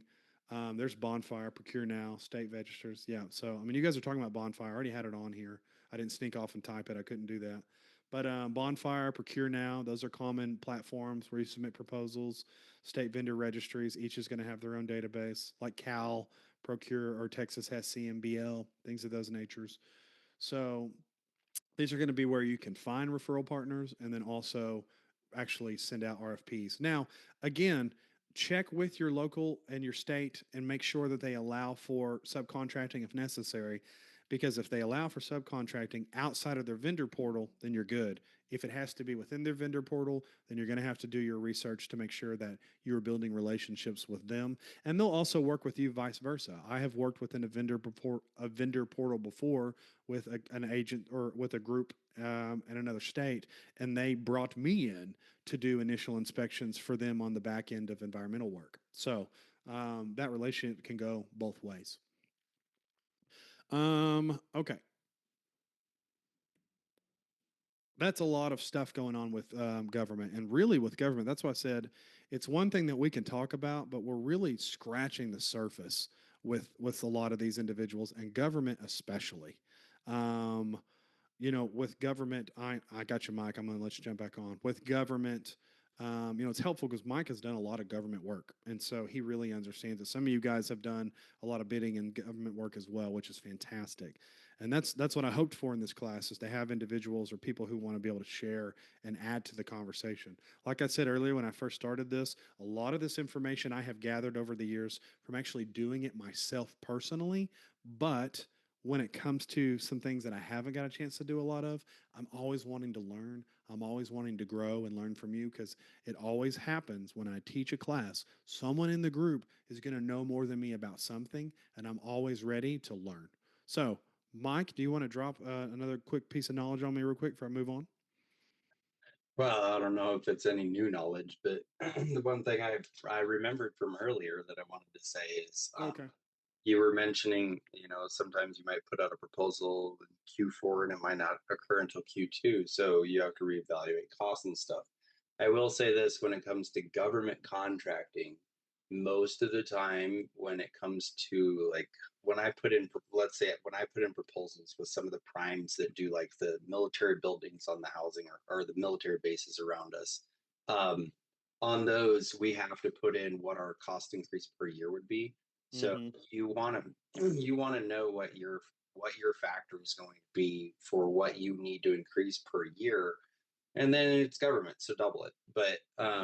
But yeah, no, you need to be factoring that in there because a lot of times on government, even some state proposals, they might say they're going to start now, and it might be Right. 6 months before they start. Right. Time of year might be different for you. You might be busy when you thought you were going to do it in the winter, etc. So you have to factor that in and make sure that you include that in there. That if it extends past this date, your cost increases by X percentage and stuff like that. So Right. that's all I want Right. to share on that. That's a good note. I appreciate you adding to that.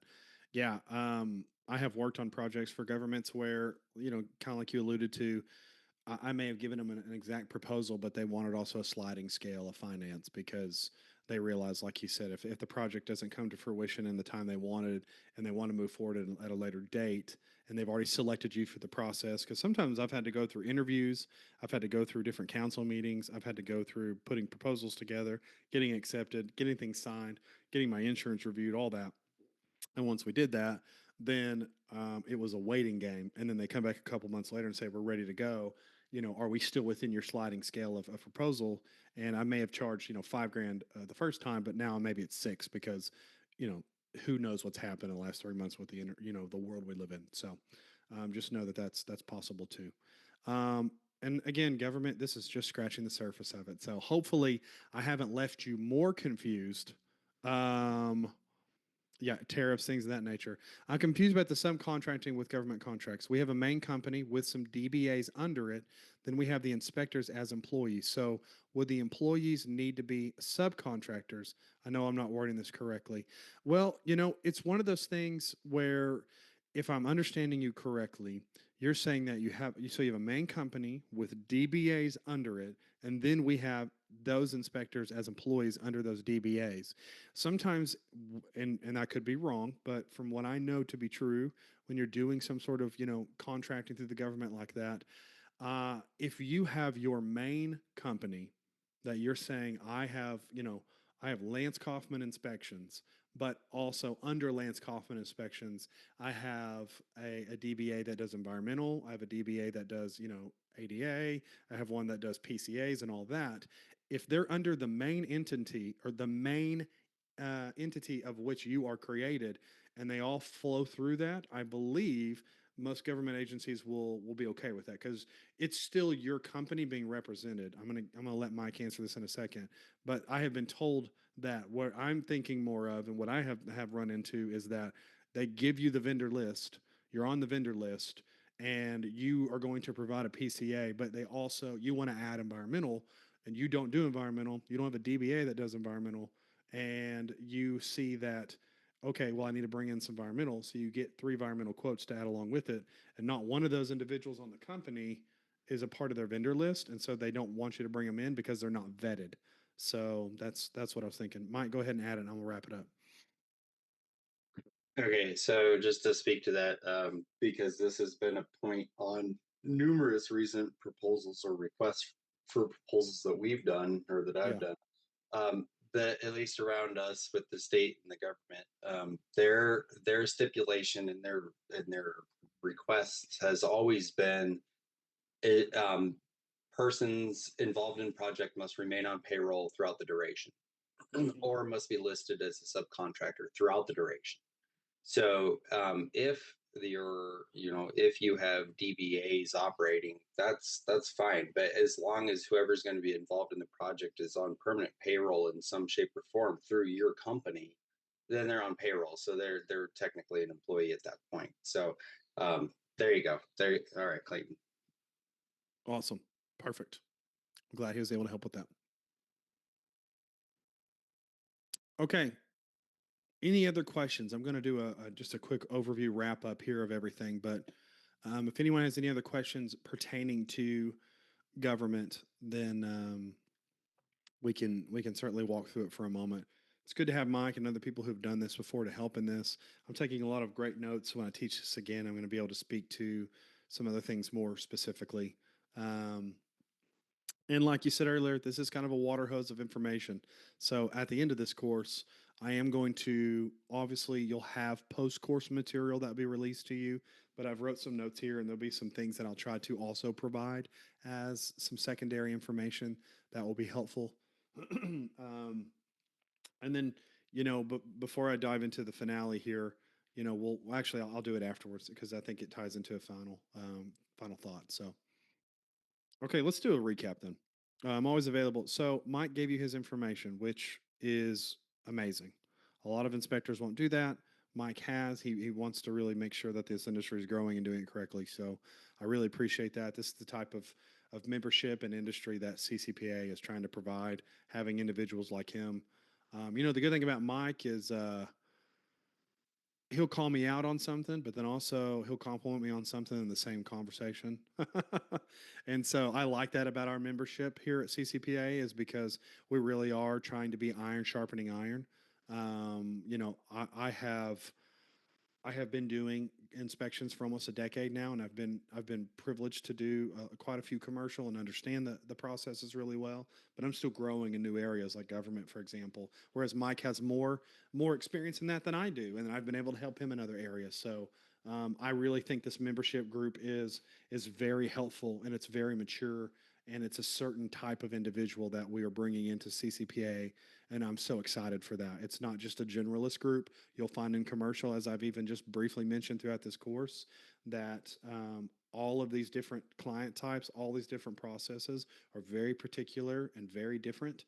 and you're going to have people who are good at it and some who are just getting started. So I really want people to be able to utilize each other as much as you possibly can. So Mike, I appreciate you dropping your phone number on there. Everybody put that phone number in your phone and then immediately text him at midnight tonight all at once. We'll text attack Mike and appreciate that. So let's do a recap. Let's go back through all these individuals. What I'm going to do is I'm just going to do a quick kind of who they are, give you a few examples of it, and what I think they need in a more refined version. So this is all the information you've already gotten. We're just going to kind of do a quick follow up on it. So building owners and managers, who are they? You've got someone like Sarah, and I put names with them to make it more personal. You're welcome. You've got people like Sarah, who is an asset manager for, say, a national real estate REIT company. They own 30 mixed use commercial properties across 5 states. You've got Mark, who is an independent investor who owns a strip mall and a small office complex. Or you have someone like Bright Property Services, who would be like a regional property management firm handling third party portfolios. Okay, those are some examples of building owners and managers. And they need things that I think are necessary for them. And this will be a lot of repetition, but I think a lot of business owners need a lot of these things. Is they would really benefit from, say, a 10-year capital reserve study with prioritizing on maintenance timelines for big things like roof, HVAC, parking lot resurfacing. They are really going to need to be able to stay ahead of ADA, fire safety, and life safety updates. So if you are going to be someone who is really into life safety, understanding updates and what's coming up, I've got some articles that I'm going to be, or some monthly CRE updates I'm going to be putting out soon about life safety. That's going to be pretty awesome. And then also, they're just going to need more of a condensed executive summary. So, again, thinking of stakeholders, thinking of people who are going to look at your report, they're going to want quick information right up front, but with the best information. When you have buyers and sellers and the teams that go along with them, for example, you might have Tina. She's a commercial real estate broker representing a buyer buying a $4.5 million light industrial building. You might have a guy named Derek who's selling a working building with a 1031 exchange timeline. You might have a law firm who is representative, and they're reviewing inspection reports for any liabilities before closing, right? So just because the law firm didn't hire you directly, they may be utilizing you as a representative, and they'll be looking at your reports, and they might be calling you. I've had it before where clients used me on a buying purchase, and then an attorney calls me later and says, hey, I'm looking at page 6 of your report, can you clarify this for me so I can make sure we can move forward. Don't be alarmed if an attorney calls you during the due diligence process. They're just working on behalf of a client. They're not trying to do a gotcha moment. They just probably want to understand your report better. They are going to need clear red flag summaries of structural MEP, things of that nature. CapEx forecasting tables is going to be important to them to understand. Now, I want you to know when it comes to capital expenses, when I say a CapEx like forecast table compared to, say, like a reserve table, it's a lot of the same verbiage. What we're doing is we're taking, immediate and long-term needs that we find in the property, and we're putting some sort of number or useful lifespan with it. Okay. You take my cost secure class on July 1st, you'll understand what I'm talking about with that. You've got commercial lease tenants, right? So you might have Jonathan. He's a franchise negotiating a 7-year triple net lease in a former restaurant space, right? You may have Midwest Dental Group. They're entering a modified gross lease in a multi-tenant medical office building. And you might have Lisa. She's an office tenant concerned about possible HVAC responsibility because she's had some issues lately and she's getting pushback from the landlord. Um, Individuals in commercial lease tenants are going to need visual documentation of deferred maintenance items. They need to understand a visual of tenant liabilities. That's going to be important for them. Remember, their report can be used at any time during their lease, and they want to be able to refer to it if anything comes up. They need clear lease aligned analysis of who's responsible for everything in the building.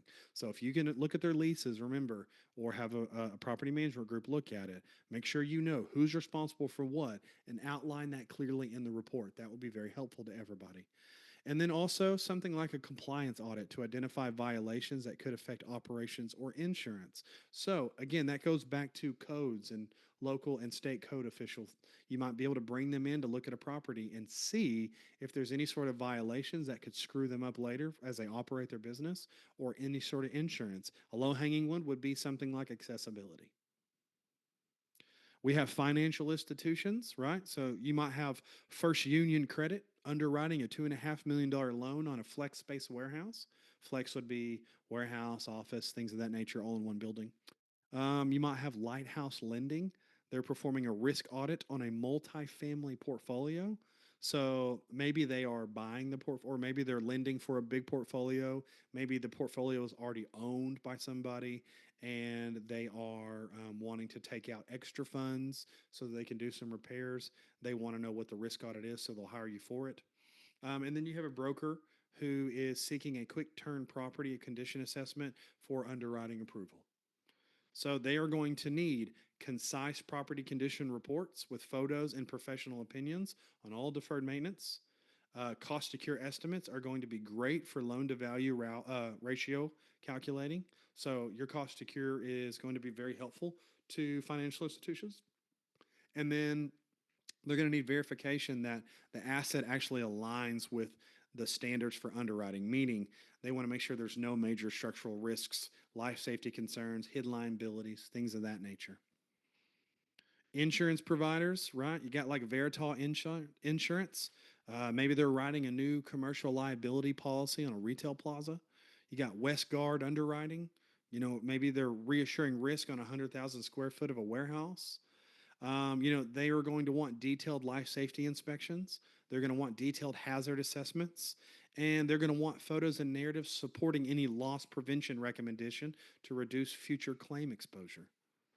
And then lastly, we have government agencies, right? So maybe you have a city facilities manager who's overseeing inspections for city hall, fire stations, and libraries, who wants to use you as a third party contractor to do your initial inspections for them.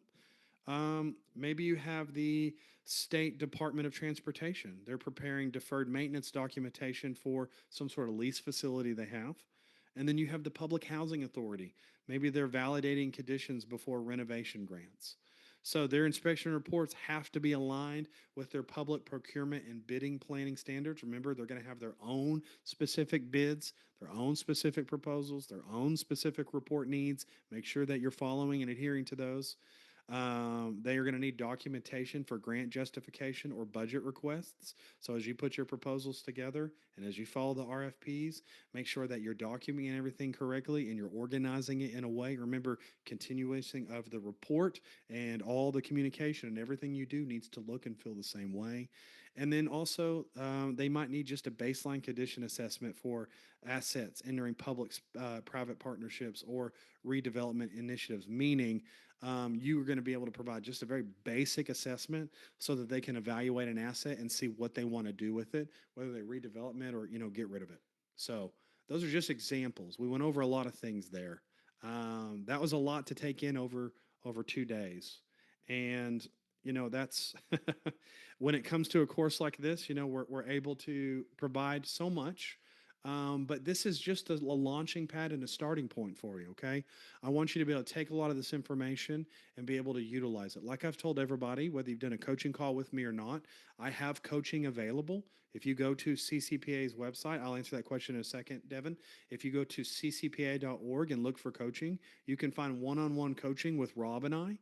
We have hourly sessions set up every week. I now switched to 2 sessions every Wednesday and Thursday instead of one. I started getting more, and I hated having to push people out a month at a time. And Rob also has sessions available. And we also have mentors on our website. Michael, you might be a person who wants to sign up as a mentor for us. We would love to have that. And mentors are available to just call and pick their brain and help with processes. These are experienced and tenured inspectors that we have felt necessary to put on our mentor board. Um, yeah, you can do that today if you'd like to. That's up to you. But if you want to be something available to people, Michael, he gave you his phone number and email. But obviously, Michael is well versed in government contracts, right? I'm well versed with working with schools and churches and things of that nature. But I'm well versed with working with building owners. Other people are going to have different interests and successions. Is there a class or classes for team members to take to help with marketing if they are out in the field networking or attending meetings. So, Devin, right now there isn't, but there has been talks of us creating a kind of like a business boot camp over a few days that we may be trying to offer soon. So keep an eye out for that. But that is something we've talked about, trying to create a more robust business and marketing and sales course. So, good idea. We do have a course that's going to be posted soon that is going to be talking about sales funnel optimization. So that'll help you understand how to, create a sales funnel, how to move through that sales funnel, how to understand your clients and do sales that way. So it'll piggyback off of a course like this. Um, we're done a little bit early, but that is okay. If anyone has any other questions, I'm willing to sit here. More individuals. He is an engineer, so if you have just engineer questions, he's a great resource. So if you're trying to figure out where do engineers fit into the process, whether it be through a PCA or an environmental or something of the nature, he can help you with some of those questions as well. Um, have a broad spectrum rookie question. No, Dan, it's not going to be a rookie question. Do you have any other tips on finding and recruiting outside specialty contractors to assist with job estimates when you're just first starting out? If anything, Dan, I would refer you back to what I was saying yesterday. And that is once you determine how and what type of business you're going to, do and the inspections you're going to produce, you always know you need the basic individuals, right? So you're needing roofers, electricians, plumbers, contractors who can do parking lots, walls, cladding, all the just basic things of a building. Think about it and write all those things down. Honestly, if you're trying to figure out outside specialty contractors, I would just simply start by emailing and calling them and saying, this is who I am. This is what I'm providing. I'm always able to have referral partners in this business because I'm kind of the first line for my clients. And I would love to possibly be a referral partner with you. Would it be possible for us to meet for an hour at your office and discuss? Always do it at their office if you can, because then you get a feel for what kind of company they are. If they're like in a dingy, rundown place, or if they're in a nice office, that gives you some understanding. But meet at their office over coffee and just pick their brain. Understand what they do as a company. Get a feel for how they price. If you were to say, "Hey, I want to use you for as a referral partner," let's say I've got a property and I don't want to be on the roofs and I want to bring you in. What does that process look like? How do I reach out to you? How do we conduct that and put that together and orchestrate it? Michelle said, when subcontracting out these specialists to help with the initial inspections, can you clarify the CCPA perspective on whether they can also provide a quote for any suggested repairs? So, can you clarify the CCPIA perspective on whether they can also provide a quote for any suggested repairs? You know what, Michelle? That's a great question over on the cost to cure side, because cost to cure also talks into, breaking down uh, pricing proposals. It talks about breaking down how we're going to put numbers together, how we're going to get those from contractors. Um, and to be honest, you can utilize people for repair quotes any way you want to. I will only say this because I don't want to get into any other material and keep it preserved over there. But if you're going to be utilizing a contractor, you can either go from the standpoint of I want to use a contractor who's just going to have fresh eyes on something that I can't do. And if they provide a repair replacement with it, great. I'll put that in my report. It doesn't have to go into a cost report. Or I did the initial inspection myself and I sent that over to a subcontractor of mine and I wanted them to put a hard number with what I found. That goes back to what Dan was saying. If you're wanting to have them assist with anything, when you're having those initial conversations and you're trying to build relationships, ask them, hey, if I'm going to use you as a referral partner and I don't necessarily bring you out to do the inspection with me, but I want to send you my report and see what you would charge for something, what information do you need from me to make sure I can provide that to you properly? So that also changes how you might do your inspection in the field. Maybe you are, maybe you're in a situation where you have a parking lot. Maybe you want to measure it a certain way or tell them a certain material so that they can give you a proper proposal. You said in the class I took in person with Rob, great class, I recall an ethical conversation about the inspector shouldn't also be the one providing quotes for work to be done. That's true, but what we're doing is we are not giving them quotes as if I am the one who's going to go do the work. He's right. It goes back to residential and all of that. I don't want to be the one, excuse me, and take a drink. I don't want to be the one who goes out, finds problems, and then turns around and gives them costs. so that I can make more money on it. That is an ethical concern. Whenever I'm putting together a cost secure report, this is me gathering data from national and local and any other resource I have and just saying, hey, the parking lot is in damage. Normally, the parking lot would cost about this much money a square foot. So we have this size of parking lot. Here's the national cost that you might incur for this parking lot. It's not the parking lot is, going to be 20,000 square foot. It's exactly this much money. And it's coming from a standpoint of I'm trying to make something off of it. One step further from that, Michelle, and especially ethically for me, I don't build relationships with referral partners for them to give me money if I give them a job. Meaning, if you come out or you provide a service for me, I'm going to pay them directly for their service because they're a service provider. But I don't want to bring them out to look at a roof so that we can get a roof replaced. And then on the back end, I get some bonus check. I don't ever want to do that. I don't ever want to be in a referral situation. I've had referral partners say, hey, if you bring us business, we'll give you a percentage of it. And I say, that's great. I want to bring you business because I trust what you're doing, but I don't want to get a percentage of it. Right. That's just not what I want to do because I never also, even if it's, even if it's just a little thing and it's not really going to cause any issue, I don't ever want that to get out back to my client. And they're like, well, you told me there was a significant amount of HVAC issues and you had another contractor come out on your behalf and they gave me all these numbers and now I'm using them to replace these systems. And I just found out they gave you a $500 check for that.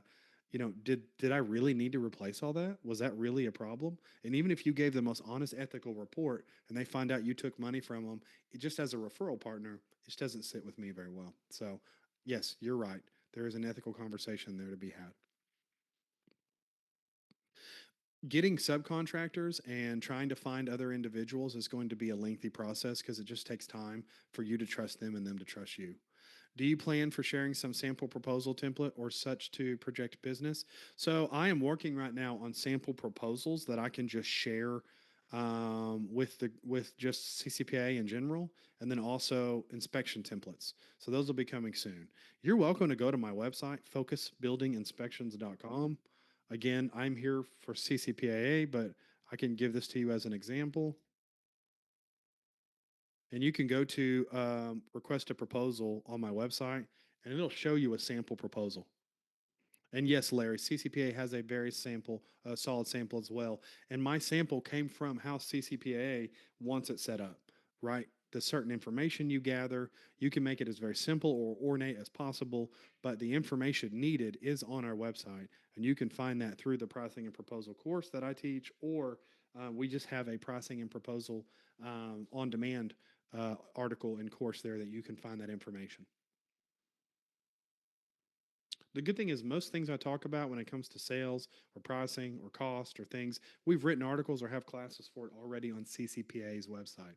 So if you're not on there fully utilizing all the resources, I certainly recommend doing so because you're going to find a wealth of information that's already been provided just outside of what we have here today in this course.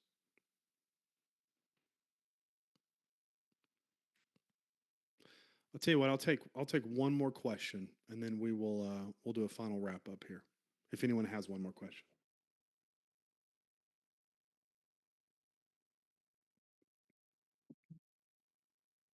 I'm going to pull up.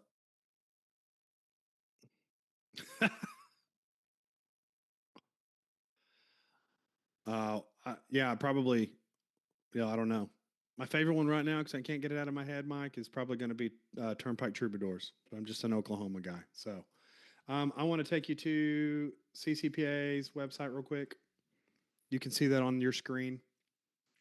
Um, as you are looking at education and training, if you are a member as you're on here, you will see our on demand courses. Fast track courses is what you're looking at right now. We have another fast track course coming up, cost secure reporting. Okay. That is going to be coming up in another week. So you can see upcoming sessions that we have. So we'll have the cost secure coming up July 1st and 2nd. And then our next roundtable is going to be July 8th at 9 a.m. So you certainly want to make sure if you haven't joined our roundtable, certainly join one. Rob hosts those. I've only done two of them for him, But those are very solid opportunities to go through and have some very basic conversation just with other inspectors and bounce things off of them. And then we have the rest of our roundtable set up. I will be teaching these courses again in the next couple months, and we'll be adding more things to the calendar. But that's what we have for the next month set up. When it comes to coaching, like I said, you can come up here and you can simply quickly go to coaching. It's under inspector resources, but I'm going to bring it to you here. And you can book an appointment one-on-one coaching call with us. So if you go book a coaching call with us, this is what it'll look like. It wants me to be signed in because you have to be a member to do coaching. Coaching is not available to non-members. You know, I'm going to log in so I can show you what that looks like, and also show you that I can't do basic math. Okay, they probably changed my password. That's fantastic. To give you the understanding, I haven't logged in on here in a while. I always have another login account. Anyways, when you go through the book an appointment or the coaching sessions, it'll take you to our calendar, and you can choose from our calendar what that's going to look like for you. And I have some upcoming appointments too. So if anyone after this wants to grill me further on any of the things we talked about in this class, please do so. But as far as education goes, you can go back to our on-demand courses. And again, that's going to be our core courses. That's going to be a lot of our other individual courses, mock inspections, how to do pricing and proposals. All that's going to be here. So I recommend going through and really understanding it. And if you go to inspector resources, we have it broken down even more here when it comes to articles, business documents, different marketing that you can create, educational videos we've created. Business success tools is pretty awesome. So you can come in here and learn more about business development, calculators we've created, all that stuff. If you're not going through it, certainly go through it. Rob and Maggie have spent a lot of time curating some wonderful things, and I don't want it to go to waste because it's all amazing information that you can be utilizing. So, okay. Hopefully, you've had enough to drink after I've turned the water hose on of this info. I really appreciate everybody. Thank you so much for joining me on this. This is our first course that we have taught on this clientele.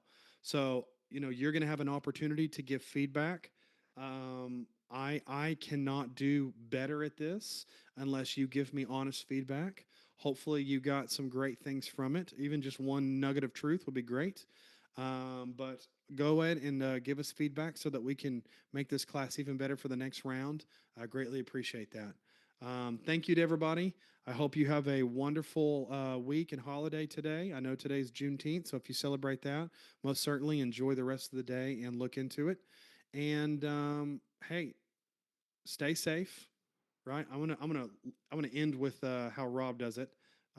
Stay safe and follow the CompSop. Because that's always the best way to go about doing it. So, everyone, have a wonderful day. I appreciate you. We'll see you on the next one.